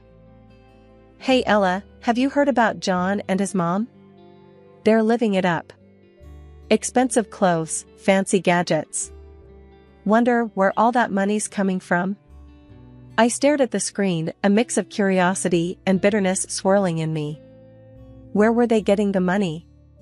I thought back to the expensive house, the bills, and the lifestyle they had insisted on. It didn't add up. Shaking my head, I typed a quick reply, no idea, Lara. Good for them, I guess. But the question nagged at me. I couldn't help but wonder how they were affording such extravagance, especially after kicking me out and with John not working. A few days later, I ran into another friend, Mike, at the grocery store. He brought it up again. Ella, you won't believe it. Saw John and his mom at the high-end electronics store. They were buying like there's no tomorrow. Heard they even sold their family home. Crazy, huh? I forced a smile. Yeah, crazy. But inside, my mind was racing. They sold the family home? Was that where the money was coming from? As I unpacked groceries in my kitchen, a small, unadorned space that was now my refuge, I couldn't shake the feeling of unease. I was moving on, building my life again from scratch, while they seemed to be living in a world of luxury built on, what? Lies? Deceit? I sat down at my tiny dining table, a second-hand purchase, and let out a long breath. It didn't matter, I told myself. I was out of that toxic environment, free from their twisted dynamics. But deep down, I knew the truth. It did bother me. It bothered me that they seemed to be thriving after throwing me to the curb. I had worked hard for everything I had, while they seemed to be enjoying a life of ease and comfort. As the evening wore on, I found solace in the quiet of my apartment. It was mine, earned through my own effort and resilience. I had lost much, but I had gained something more valuable, my independence, my sense of self. 4 months into my new life, the past came knocking in a way I never expected. My phone rang one lazy Saturday morning, the caller ID flashing John's name. I hesitated but answered. Ella, we need your help. John's voice was shaky, desperate. I sat up, alert. What's happened, John? It's all gone wrong. We got kicked out of the rental house. Mom and we have nowhere to go. I couldn't believe what I was hearing. Kicked out? But I thought you had money? There was a pause, then, the money's gone, Ella. Dad left debts, not inheritance. We thought, his voice trailed off. I felt a mix of emotions, shock, disbelief, and a tinge of satisfaction. Were they really posh all this time, hoping for a rich inheritance? Seriously? It was too much even for my ex-husband. So, what do you want from me, John? We were wondering if, maybe we could stay with you, just for a while, until we sort things out. I laughed, a short, bitter sound. You want to stay with me? After everything? John's voice was pleading now. Please, Ella. We have nowhere else to go. Remember the good times, can't we just? I cut him off. Good times? John, you and your mother threw me out of my own home. You can't just come crawling back now that things are tough. He was silent for a moment, then, I know I messed up, Ella. I'm sorry. We're just really desperate. I took a deep breath, my decision clear. John, I've moved on. I've built a new life, and there's no place for you or your mother in it. You need to figure this out on your own. But Ella. No, John. It's over. You made your choice, now live with it. I hung up, my heart pounding. I felt a surge of empowerment, mixed with a twinge of sadness.